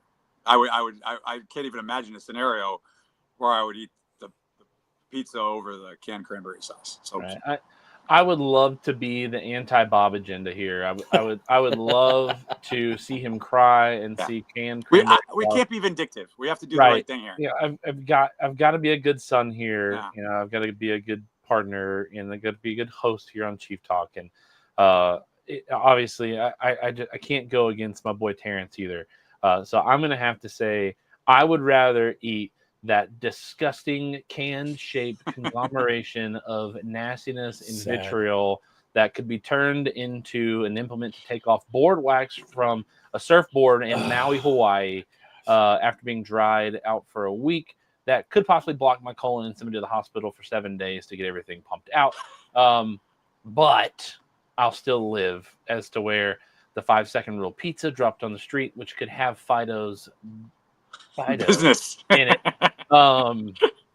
I'm gonna have to go with the 5-second rule pizza. I would eat the canned cranberry sauce after the 6 weeks where you turned it into a sanding device before I would eat the street pizza. At that point, it's just survival food. Like if I make myself an end of the world bunker, I'm gonna put a bunch of canned cranberry sauce in my bunker because nobody in my family is gonna touch it except my dad. But it'll Yeah. be there at the end so that we can just like dry it out and lick it to get our nutrients out of it. You know, like a really Nutrients, dry. It's like nutrients in quotation marks. nutrients. It's like you just stick a drill bit in the bottom of it because you can't get anything else in it, and you just look like a dry lollipop. Bob, go ahead and See, I just want to point something out.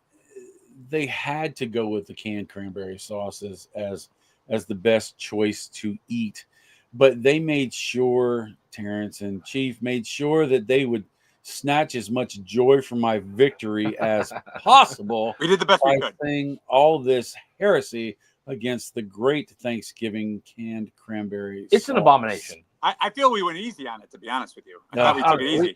I'm glad we you could didn't have go hard. gone. I'm glad you didn't go. We could have full. blitzkrieged it. We could have gone scorched earth. We really could have. We put on the kid gloves for you. right. Mm. We took your feelings into account. I'm gonna take take the W. That's we for definitely sure. wanted to make sure that you made it to the end of the episode tonight. So the 5-second roll pizza continues to move on. We're gonna pan out and see where we've gotten to this point. For anybody who's joined us since the show started, also come back and check any of these comments. Peter Jones says pizza, even though they both suck out loud. Bob, there you go, just piling on the vitriol we have for. It is what it is. Anything that takes the shape and keeps the shape of a tin can should not be approved for human consumption. Yeah. Dog food, wet dog food. You could, if Even you that- spray yeah. painted, if you spray painted wet dog food that cherry pink cranberry color and put it next to a fresh plopped out can of cranberry sauce, I don't think I'd be able to tell a difference. I think the dog food would look more edible. Y'all are a mess. Y'all are a flat out mess. I mean, I'm just saying. I'm It just is. saying. Yeah. I'm sorry. I'm not sorry. Yeah, I'm sorry. Sorry, I'm with you. Facts over feelings. All right. So I almost wish this was the last battle. I wish that this was the battle to finish out the whole entire thing, because these two are heavy hitters. I should have actually done a better job at making sure that the Street Blue would have ended up on the other side of the bracket, but I'm too lazy to do that. So you've got the quintessential, the pinnacle of dog. You're growing something in your belly, and you're a dude, so it shouldn't be there. Shout out to my ladies who go through childbirth. We love you. Thank you so much. I got 3 kids. I had to watch my wife go through it. She's a saint. But dudes growing things in your stomach, not a good thing. Yeah, bad. I don't know. I'm really struggling here between which one is worse for me in the long run. Street Blue is cooked. Gas station sushi is raw, dog. This is like Sophie's Choice here. I mean, it's. Do you take the 9mm or the 45? Right? I think my heart, my gut leans. I would rather endure eating a little bitty baby duck and an egg versus stomaching down something that can definitely, most likely, will kill me or end my life by at least 5 years prior to when I should have died. Terence, go struggle with me here. So I think you've made good points. It's not an easy choice. I do think, like you made a comment that I think is important, is that the Street Blue is cooked, so there is a chance that you might not get sick with it. But then again, the gas station sushi, at the same time, there is a small chance you won't get sick with that, and it would probably taste better. So, man, I think this is hard. Bob, you have to go first. I have to hear what you have to say. I want to hear all. Be a good co-host, Bob. Help us out here. I know the crunch of Baloo. I know the sliminess. I know the belches. I know all of that, and there is no way that I would want to have to survive that again. Unless, Chief, if you'd like to go on Chief Talk, we could do a live baloo eating Oh no, competition. I'm not doing a live with either. Include me out. Because I would do that for the people, but no, street baloo for me moves forward. I will say somebody who just street baloo is your worst out of the two. Yes. So I'm my worst is gas station sushi. Yours is now street it's coming baloo. down to me. Terrence has been thrown into the ringer here, but So- I will so- say somebody who has been overseas and has a very valid. We're talking about validation. Very valid point here is Senor Law Ream, military man, been overseas, been to the Asian countries where this would be a possible delicacy. He said he would never eat baloo himself. So I think because Bob's actually had the baloo and is going with that, is advancing on, I think I have to kowtow to his wisdom and move. I've never street heard baloo. that before. There's My a lot of life. whiz and there's a lot of dumb. Well, you just put them together, you know. Yeah. I think we're gonna have to move street baloo on Yeah, because of you've had the experience, and that push. It's not an easy choice, but I'm going with you, Bob. my My man. I can't disagree with that. Obviously, I'm not I don't eat sushi in general. Like I just don't. I'm not a big fan of fish in the first place. But sushi is not something that I have ever desired. My wife loves sushi. It's the only thing she could talk about when she was pregnant with all of our children. Is wanting to have sushi as soon as she was done. And so I love it, but I just don't want it from a gas station. I like right. It's like milk. I'll have a glass of milk, but not after 6 weeks when it's been Right. sitting on the counter. Expired. Right. When you go to the gas station or when you go to the grocery store and there's a big sign on it that says manager special and it's like 30%, the price of what it was supposed to be and the expiration date is tomorrow. And it's curdled. It's like, is it worth saving $2.45 for that gallon of milk and just trying to chug what's it your down? what's your hospital bill going to cost? Right. Yeah. Well, you got to make sure that your old insurance is up to date. Yeah. So again, both of these are disgusting. I am happy with both of these making it, or both of these battling it out. Like I said earlier, I wish that gas station sushi would have been up here and street baloo would have been down here. I think that would have been a fantastic battle for the end. Obviously, street baloo would have won that range. So maybe it works out in the department of we're going to have a better battle here for the final out of the roadkill convention of killing something with your vehicle and dragging it across the road into a little shack that says, "Yeah, I'll cook that up for you," or the dog doo-doo pizza.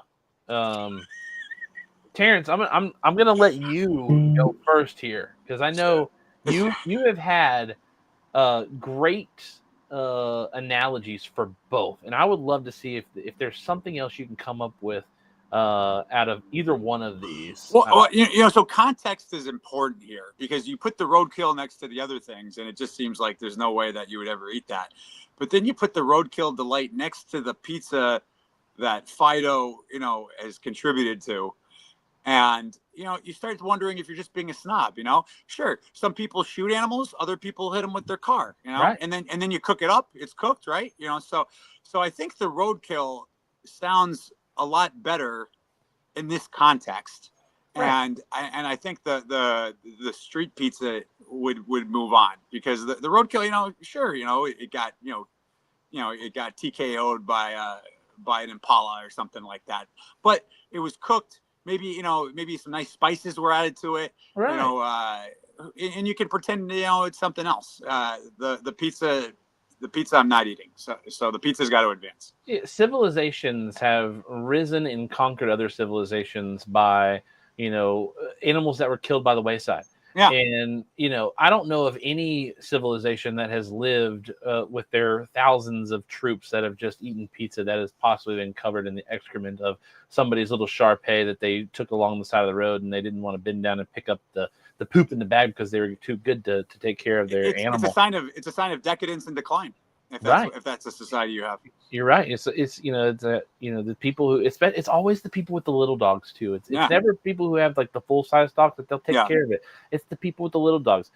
Eric Gutmerson from Cigar Dojo and I both share a disdain for people who like not service animals, but people who bring their dogs or their cats into like grocery stores or other stores with them. No need for that. It's like, who are you to bring in your little mangy mutt into this store? And let them just be trolleyed around in the same trolley. It's not a person. It's not a person. Right? Yeah. People who talk about oh, my kids, they're going off to boarding school this week. It's like, oh man, you put your kids in boarding school. Yeah, he's gonna be there. They're gonna shear him and trim him and do his toenails. And so it's like, oh, why do they do that to a kid? Oh, it's my dog. It's like, what? I think it's a sign of narcissism where you want this creature that just agrees with whatever you do and still loves you, and so you want this instead of a person who would potentially object to something and give you some pushback, you just want something that will think that whatever you do, it's great. Right. Law Reams said, I was gonna say that Law's the man. I married into a little dog. My wife insists on taking it everywhere, and it pisses me off. Wait till y'all start have to wearing the same exact outfits. Yeah, you get matching sweaters. Yeah. And it's a tiny dog, and too. do pictures. By the way, Law, this isn't a therapy session. You guys, the Christmas photo card. The Christmas card will be the three of them in matching sweaters. I'm sure because he's in Florida and it's cold down there. I'm sure they probably have the dog bundled up under a blanket or something, and they're like, "Oh, make sure you check on little Fifi." I don't know. I don't know. What do you call your dog, Law? So I'm with you, Terence. You make a great point with the roadkill, in a sense of I have seen some roadkill on the side of the road that I'm like, you know what, that could put some dinner on the table. See a nice doe that's just been hit. There's a backstrap. There's two backstraps in there. Some people shoot them, other people run them over. Right, and with roadkill, you don't even have to worry about digging the bullets out when you're eating it. Yeah, exactly. Yeah, there's no lead poisoning, no possibility of lead poisoning. Right. Law said they did it that Christmas. They had matching champion sweaters. Oh my gosh, he is the tobacco cupcake. Just the cupcake. He's been called worse. I love Lorraine, but God, dog. Bob, you've not weighed in your decision yet. Give me your man card. I was more than happy to go against y'all, but y'all made so many good points, and my vote really doesn't matter anyway. And cranberry sauce is not on the chopping block, and so I will go ahead and run with the room and say, the 5-second roll pizza. There's just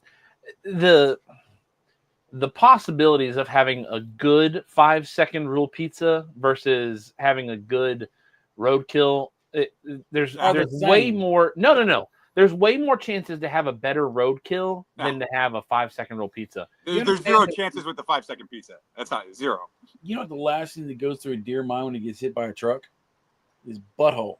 You got poop on that roadkill too. You got guaranteed poop on that roadkill. Yeah, but any animal is gonna have any animal you eat that's how it was. It had something in it when it died. That's what they clean it out and everything. If you're at the roadside selling roadkill, calling it roadkill, you didn't wash that thing. That's seasoned. You don't have to wash it off. You gotta you gotta cook it. It's cooked. You got it died and then cooked. We're not eating it like buzzards. And then got dropped onto the dirt. Yeah, because we're not like a pack of condors that are gonna, eat it. Yeah, we're not eating the roadkill raw on the side of the street. It's not Jungle Book over here where we're all just circling around little Simba to die or something like that. We're not just gonna peck its eyeballs out on the side of the road. But with the roadkill, you can have a clean kill. You could have a what are you doing with your phone over there? Oh God. Hey. Wow. Oh my! The man card revoked. The little happy family. Yeah, you gotta shave your beard. It kind of looks like an Ewok. We know you're not talking about Law because it doesn't have hair. So the 5-second rule pizza, definitely the dirtier and the nastier of the two. And now we have. Oh my God! Look at this. Now we have the battle. We've got the final. Now, before we do go any farther, I do want to make sure that I do give Let me come over here. Let me drop this down for just a second. Come over here to this and put on. Where's it at? Where's it at? I've lost it. Nope, it's right here. Come here, and then I'm just gonna drop you guys down for just a second. And make sure we give a big shout out to our show sponsors, Drew Estate Cigar and Quality Importers, making sure that we bring you guys this kind of content every single week. Big shout out to Drew Estate Cigar and Quality Importers, both for jumping alongside the Chief Talk streams, the Bob Cigar Guy YouTube channel, and making sure that we can bring you all sorts of fun content, whether it be just kickback smoking cigars like we normally do, or bringing on industry guests. This year, our goal this year with Chief Talk is to bring on way more industry guests than we've ever brought on in a single year. And we've started off January with a banger with Terence. With Terence. They're going to hear you through my microphone because you're currently not on the stream. But again, big shout out to Drew Estate Cigar and Quality Importers, making sure that we give you guys the content you deserve every single week. And we're going to come back over here and bring back Bob and Terence as we get into our final little bit of the show. We'll also bring back up the bracket here. Terence, before we get into this, I want to know, are you having a good time? It's the greatest day of our whole lives, and we're sharing it together. Who would have thought? Who'd have thought? Look at us. Who'd have thought? Fantastic. No, I'm super happy to have you on the show. I'm glad that we were able to get you on for Chief Talk. It's your first time here on Chief Talk, and hopefully not the last. Hopefully not the last. Absolutely. No, we will. As long as you are loving being a part of the show, we're gonna make sure that we have you on multiple times throughout the year. Hopefully, we can get Fabian to wake up from Nicaragua and hang out with us as well. No, we love Fabian. We know he's working hard down there at Poro Sabor. Taking everybody around the Aganorsa facilities and just having a good time. He wanted to be on the show tonight. He knew we were going to be talking a little bit about the Philly cheesesteaks, and he said, how can you talk about Philly cheese and not have on the big Swiss? I thought that was actually a really, really good hook. But no, we love Fabian. Fabian's he's a good man. One of the best out there. We love him to death. Again, he gave us our shot, and we have definitely capitalized on as much of it as we could. Let's see. Any more comments? Law Ream says Fabian's the best part of Aganorsa. Oh, you can't say that. He's a great part of Aganorsa. Thanks, Law. I know you're tight with Law. He's a good man as well. We definitely love Law. Law has also been here in studio. He has. He was here last year. I'm sorry to hear that. Yeah. He does not hold the record of the most F-bombs dropped on the show. Pedro Gomez from Drew Estate holds that record. But Law definitely pushed for second place pretty quickly. So back to the creme de la the creme de la creme, the coup de grace, the cream rising to the top. We've got Street Blue versus the 5-second rule pizza. Now, what I'm going to do here is I'm going to go for Bob. You're going to go first. I'm going to go second. And Terence, I'm going to give you the responsibility of making sure the right decision has been made. Now, oh, wow. Because I think I know which way Bob Cigar Guy is going to go. I know which way I'm going to go. I think I know which way you're going to go, but I'm just going to put that little bit of extra pressure on you. Ooh, so Bob, right, you we go. You go first, Bob. It's real simple. It's Baloo for the win. Period to the end. That stuff is horrendous. It's awful. So I'll take my chances with the pizza. As eloquent as you are in your reviews with ways that you phrase things and you say things, I thought we were going to get a little bit of a, I was going to zoom into you on screen and put on some music or whatnot so you could talk and do all this funny why I would do this or whatnot. You just come out and say Baloo. So I guess I'll just come out and say 5-second roll pizza because I can't say it enough. 5-second roll pizza, Baloo is cooked, right? Yeah. I've used that metric across most of this bracket the whole entire time. It's better to have something that's disgusting and cooked than something cooked and then made disgusting, because you can't there's no going back once you've made the cooked thing disgusting. There's a little bit of salvation when you've had something that's disgusting and made it cooked, because at least you're probably going to make it through the night. You don't know what was done to that street. In some streets, we've been to New Orleans before. We've been to Bourbon Street. There's a lot of horse piss on that ground. There's a lot of people. I think there have been some children. There's a lot of human piss. I think there's been some people conceived on that street. And, sometimes there's a little seepage. I don't want any of that seepage on my pizza. I would rather have the seepage of the street blue cooked and then eaten, instead of cooked and then seepage added. So, Terrence, you get to come in and be the deciding factor here on the last bit of the vote. What does your heart, what does your gut, what does your mind say about either of these two against each other? Well, I actually thought about this for about 3 seconds, only because Bob is actually eating street blue.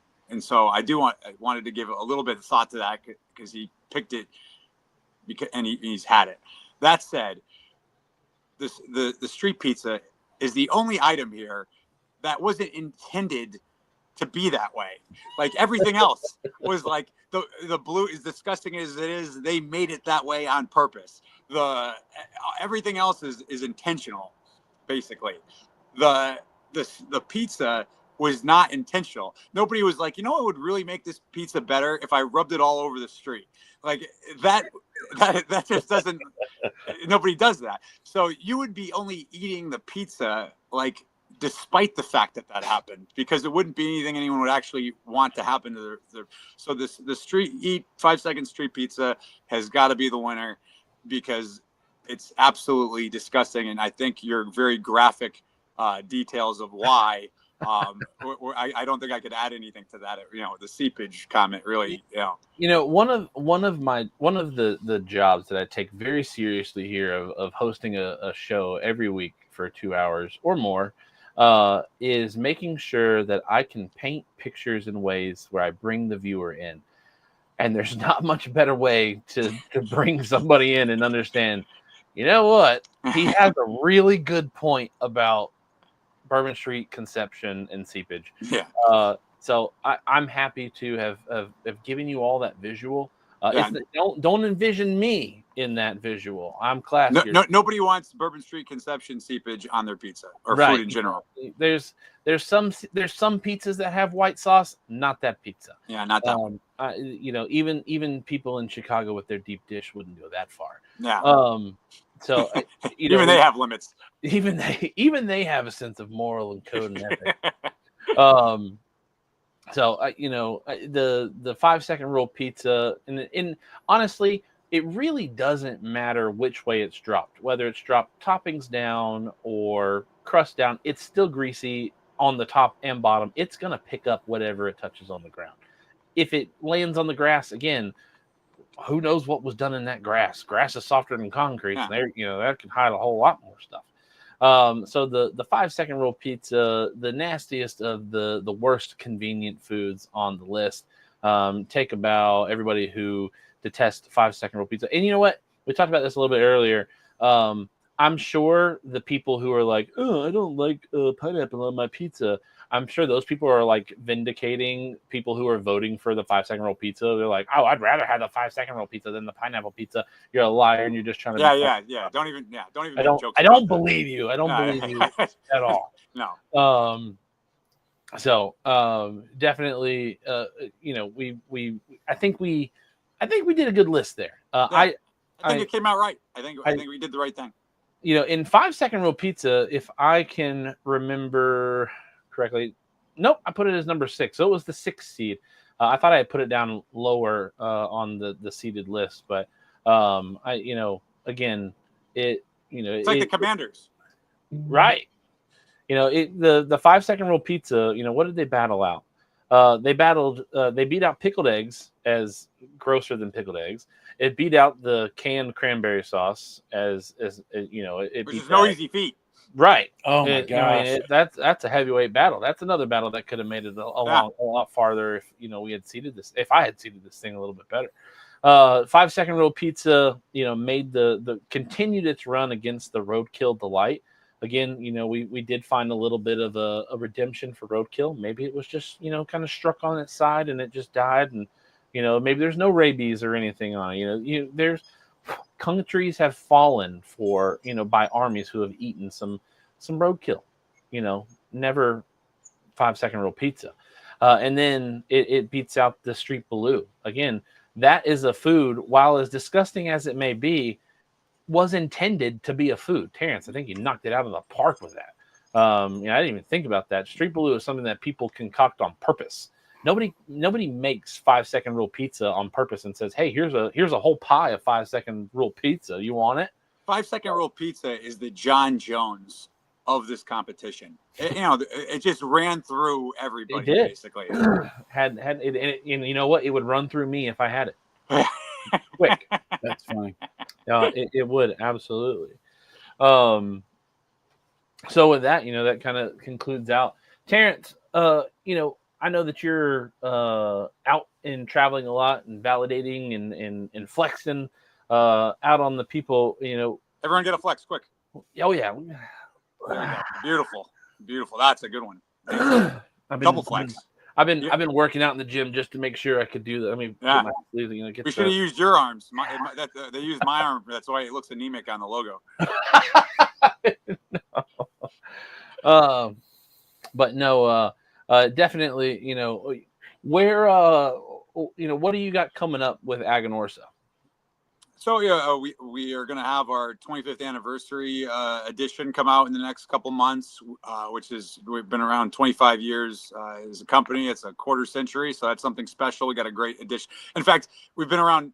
This is, I think, 27 years now, actually, because we've been taking so long to make it perfect that let the cigars age and do everything right. So it's been a little bit longer than we expected, but it's finally coming out, and it's going to be a really incredible cigar. Our Supreme Leaf, we always come out a different size of that every year. It's going to be in a Royal Perfecto 5.5 by 52 coming out in March sometime. And then this is the 20th anniversary of JFR this year. So JFR is going to get a 20th anniversary edition. That'll be at PCA. So when we see you guys at the show, you have to make sure to come by and check that out. No, absolutely. No, we're coming over to the Aganorsa booth is definitely on one of our priorities every year. Being able to come over and see you guys, hang out with Fabian, do our interview. Our PCA interviews with Aganorsa, both years that we've been to PCA, have been our longest interviews of each year. Just because we had you got to do a cameo our first year PCA, and then last year I think you popped in the background a couple times because you were just so busy slinging cigars, and I think you dropped a flex on Fabian's head a couple times, which was fantastic. So no, we definitely are going to make sure that we make our way to the Aganorsa booth again this year because we'll be in PCA. Now you have TPE coming up, right? Yeah, I'll be at TPE next week. Yep, in Vegas. Are you guys launching anything at TPE, or is it just No, we're not launching anything at TPE, but we'll have some, great stuff there. The Perfectos will be on display for the Supreme Leaf Perfectos, so still worth coming by to check us out. Certainly if you'll be there, but yeah, PCA has the new releases. Nice. We're looking forward to that. And now, when it comes to validating on the road, are you expected to be out and about this year, dropping in at lounges and hanging out with the acolytes around? Yeah. I'm still, Fabian has made life a little bit easier for me. He's doing a lot of travel, and so I've been able to be a little bit more strategic in where I go, where I was just running around like a chicken with my head cut off before. But I'm still traveling a lot. I was just in Arizona last week. I go to Vegas next week, and Texas in February, and then Texas again. I don't even know, but I look about 2 weeks out is about as far ahead of as I look at this point. But yeah, I'm still running around and yeah, like our Aganorsa Acolytes group on Facebook, we invite everybody to be a part of that. We've got over 3,000 members, and anyone watching the show, we really appreciate you tuning in and reach out anytime. One of the things that's nice about doing stuff like this is with the social media. The bad side is people arguing about whether the sky is blue, but the good part is I get to stay in touch with people, and that's nice about cigars. You get to meet people, and I travel so much, and the social media allows us to kind of stay in touch. And like I always say, I don't have really any good ideas. What I do is I listen to people like yourselves and our consumers and our retail partners, and I take their ideas and I pass them off as my own. And that's been really successful for me. So I need to keep doing that. So, I always encourage people to reach out to me anytime with any questions, comments, or concerns. Yeah, there's such a respect though. That is when I have I've talked about this multiple times on the show. Maybe not so much this year because we're only on our 4th show this year, but last year it came up a lot. Where I have such a fond respect for those who work within the tobacco companies that we all smoke and we support, and the fact that there's an interaction with these people online, that's something that didn't happen decades and decades ago because there was no online presence. But there are still companies out there that there's no real face behind who does anything except for maybe the owner of the company who's on an Instagram post or whatnot. But the fact that people can get into the Aganorsa Acolytes group, one thing in itself is awesome and amazing. You've got a few companies out there who have their own Facebook groups, but you have even fewer companies that have representatives of that company who are higher up the chain, who are actively participating with the group. And you guys, the Aganorsa Acolytes, have done a fantastic job of making yourself available to the people who are supporting your cigars. And I think that's a testament to a really good business practice in the sense of you're making cigars for them to buy, but you're also now going out of your way to make sure that you're giving them somewhat of an experience of the Aganorsa lifestyle, the validation, the flex, and just being a part of the cigar culture. And I think that's the best part of cigars, in my opinion, by far is the culture. The cigar is a conduit to the culture. Right. And I've always said, and I didn't coin the term because other people have said it, but I lean on this as part of my DNA here is cigars are the greatest equalizer that I've ever been a part of. And I've played college football, and I was in a locker room with a bunch of guys that became brothers and family for me. But the cigar community has overwhelmed me with even more because there are people that I'm friends with online, or I text with, or I'm in Discord or other group chats or whatever it be, that I've never met and I'll never meet in my life, but I feel like I'm, their friend right down the street. If I was, if they could give me a virtual bag of sugar because I ran out, they'd do it for me. I always say that, like, if you were at a bar and somebody came up to you and was like, "Oh, what are you drinking? Bourbon? Have you ever had an old fashioned? Let me get you an old fashioned." You'd be like, "Is this guy trying to steal my wallet?" You'd think that's weird. But like with a cigar, you see somebody smoking a cigar. "Hey, man, what are you smoking?" "Oh, yeah, have you ever had this one?" And so nothing is like cigars. I think again, like you said, you're on a football team, and there's all sorts of different things that are really great. But like nothing like cigars bring people together. Right. And so I big hats off to you guys for making sure that that's a part of your DNA and bringing the culture together. And I look at all of the stuff in the past few years about how the FDA has tried to demonize some stuff and whatnot. It's like, I think if they were a part of this the premium tobacco industry lifestyle at any point in time, they wouldn't sign on some of these bills that they've signed because they don't get it. They're not. They're just doing something because of, money pockets, or they, well, let's just vote on this, or because of, vapes or, cigarettes or whatever. And, I think if they took the time to sit down and put their feet in the boots of those who are sitting in lounges or sitting at home smoking cigars or getting online and doing the online herfs, I think their opinion would change a whole lot. And a big win, out of the FDA this week, posted it over on Chevette Report that they're rescinding the ban on the flavored cigars, and so I know that that's a huge win in a bunch of states. Yeah, for people sure. Being able to get some of those cigars. So definitely looking forward to seeing what this new administration brings in the sense of tobacco, and maybe making it a little easier on our pockets, or just easier to just get cigars in general. So definitely happy to see that news come out of the PCA this week. And again, just hats off to you guys, Fabian, yourself, and all the others that I've never had the chance to be able to meet with. You guys are killing it on the ground, making sure that you're spreading the gospel of Aganorsa and flexing on everybody, validating. And, I just love the culture that you guys have set up in the precedents. Well, thank you guys. Thank you so much for having me. It was a lot of fun, and I appreciate it. I hope to be back. Oh, absolutely. No, we're definitely going to have you back on, and that's something I said a little bit earlier. Usually, Chief Talk has been more of like a situation where we kind of herf with everybody every week, and it's me on the screen or Bob the Cigar Guy and myself on the screen, and we'll talk about topics that we'll find fun topics to do. Like tonight, we did a worst foods kind of sort of thing. We find things to engage the community, but it's more about just being together. And I love that it was awesome. There are so many people who were in the chat this evening who came over to just be here because you were here and wanted to be a part of what you got because they like you as a person, as a manufacturer, and somebody in the cigar culture and community. And so this year we're looking to bring on more of that, to basically give back to those who have supported and watched the show over the past 6 years, and hope to continue to see it grow and bring on. So definitely want to have you on again. I'd love to have you and Fabian on. Maybe we'll do like a we'll pin him to the floor and get like some find a way to outrank Swiss chocolate or something like that, 'cause it's a Swiss chocolate here. So we'll have to scheme together to try to find something to put Fabian's feet to the flames.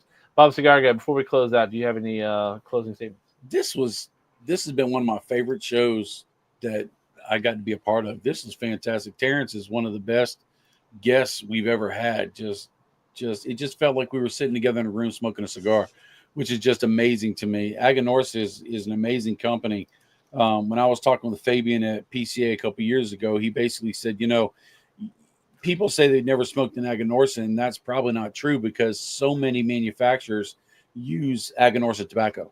And the fact that, your humidor may not have that band on it, you've had Aganorsa before. And I encourage you, if you've never tried Aganorsa, grab you some and try you some. You get in the JFR line. The price points are all over the place. The flavor profiles are over the place, but the construction is on every last one. Construction is phenomenal. Y'all saw the ash today. It was flawless. And out of all the Aganorsa cigars I've smoked, I've never had an issue with them. And the flavors are different. Blends have different flavors, which is really, really nice, but all the flavors come through crisp and clear. And I really, really enjoy that. And so I've enjoyed this time. Chief, thanks for not locking the door and letting me in. I appreciate it. No, I couldn't do that. I couldn't hold you back from the blessing of having Terence on the show. Now I will say Aganorsa, they've got a long road to hoe. This is the every year I put out my top 20 cigars of the year, and the way I do my list is a cigar that I smoked for the first time in that calendar year. And this is the first cigar to me that I have never smoked before. The Aganorsa signature Corojo in Toro. So that is my number one cigar of the year so far.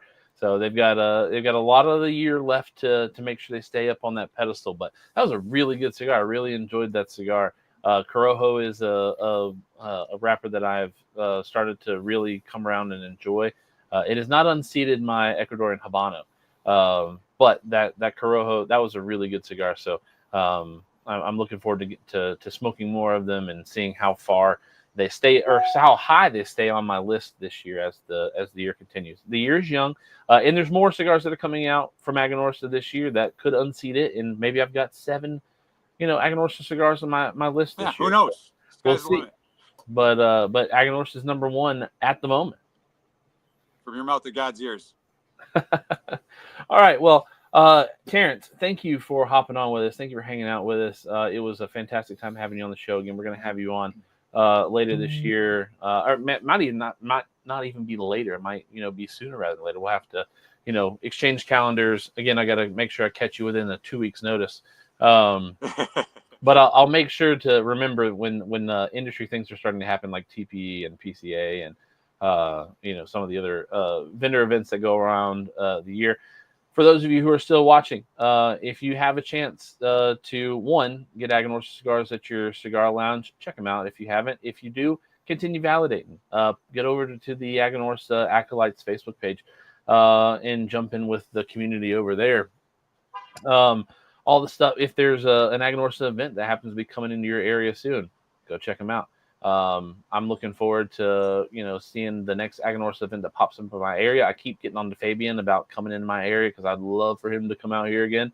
And maybe we can get a twofer, maybe a Fabian and a Terence twofer show to come up to the upstate of South Carolina or somewhere in the region where we can go and see you guys. And if not, I'll see you guys at PCA in just a few months. I look forward to it. All right. Thank you, Terence, for hopping on with us. Really appreciate it. We're going to end out the show here in just a minute. But thank you again for coming on. My pleasure. Thank you for having me. All right. Bob the Cigar Guy. Fantastic show. Great show. One of my all-time favorite guests so far. Not even for just this year, but of all time. Had a great time with Terence. Really enjoyed, the fact that he was willing to play along with our silly game. I don't know if there's many people in the industry who would sit there and say, you know what, let's talk about roadkill and gas station sushi for 2 hours. So love that, he was a part of that and brought the discussion, alongside. Had some really great points about. He really upped your game too. I mean, you were on point tonight. Oh, thank you. Well, I got to make sure, I keep these guys happy so they come back on later. It's like you were sitting on a thesaurus. You're coming up with all sorts of new words. I will say I have been preparing for this show ever since, Terence and I agreed on a date for him to come on. So you weren't too bad yourself. Obviously having the experience with the Baloo probably pushed it a little farther up the list than I imagined it would have. I think you changed Terence's mind a couple times. So definitely you put in some really good introspective conversation there. There we go. So again, thank you all for hanging out with us again this week. We'll be back next week with our regularly scheduled program. Bob Cigar Guy, I don't know if he'll be on or not. He might not be. He might be. We'll see. But we're going to smoke good. We're going to drink good next week, no matter what. And again, for everybody who came out who was new to the show, hopefully you really enjoyed your time here. This is what we do every single week, Thursday night, 8:15 p.m. Eastern Standard Time. It's a great time to be able to come around and hang out with fellow cigar smokers from around the world, around the country that you might not otherwise be a part of in seeing any type of communication with those people. So hopefully you subscribed, join the fam, and we'll be here next week and throughout the rest of the year. I will say that we are continuing our streak of 4 weeks in a row of 20 concurrent viewers, and we are actually continuing our streak of 2 weeks in a row of 30 concurrent viewers. We got up to 38 this evening at one time across both platforms. So that's actually a really big number across most YouTubers or Facebook live streams who do cigars. So we are continuing to grow this thing, continuing to see a lot more people coming in. And thank you all for you who have been here for years and making them feel welcome and participating in the chat and hanging around with them. So without further ado, we are going to leave the show here.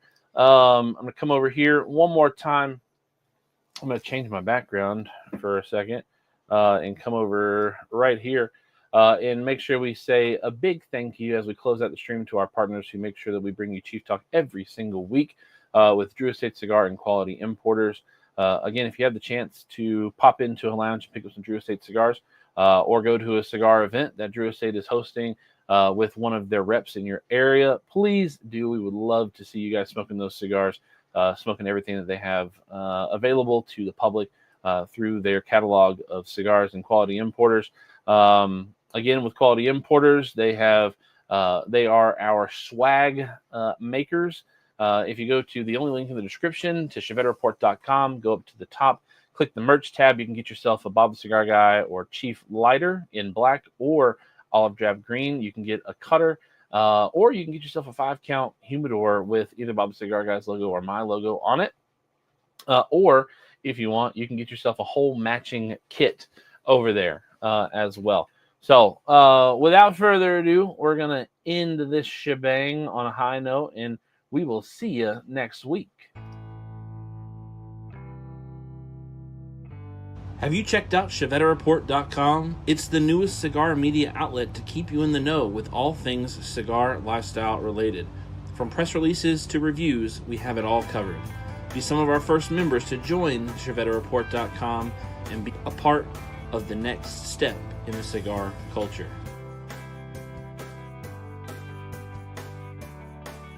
ChevetteReport.com.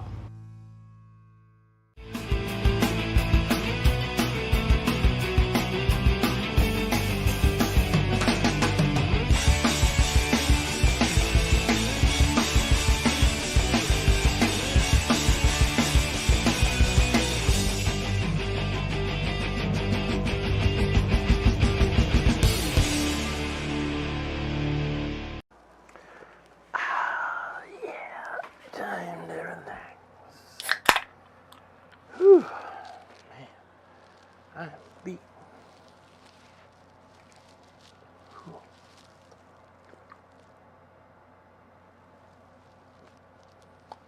What are you doing? What are you doing here? Show's over. Go home. Go home. Show's over. What are you waiting for? You waiting for another show? This is a one-ticket entry. Go. Bye. Go. Go.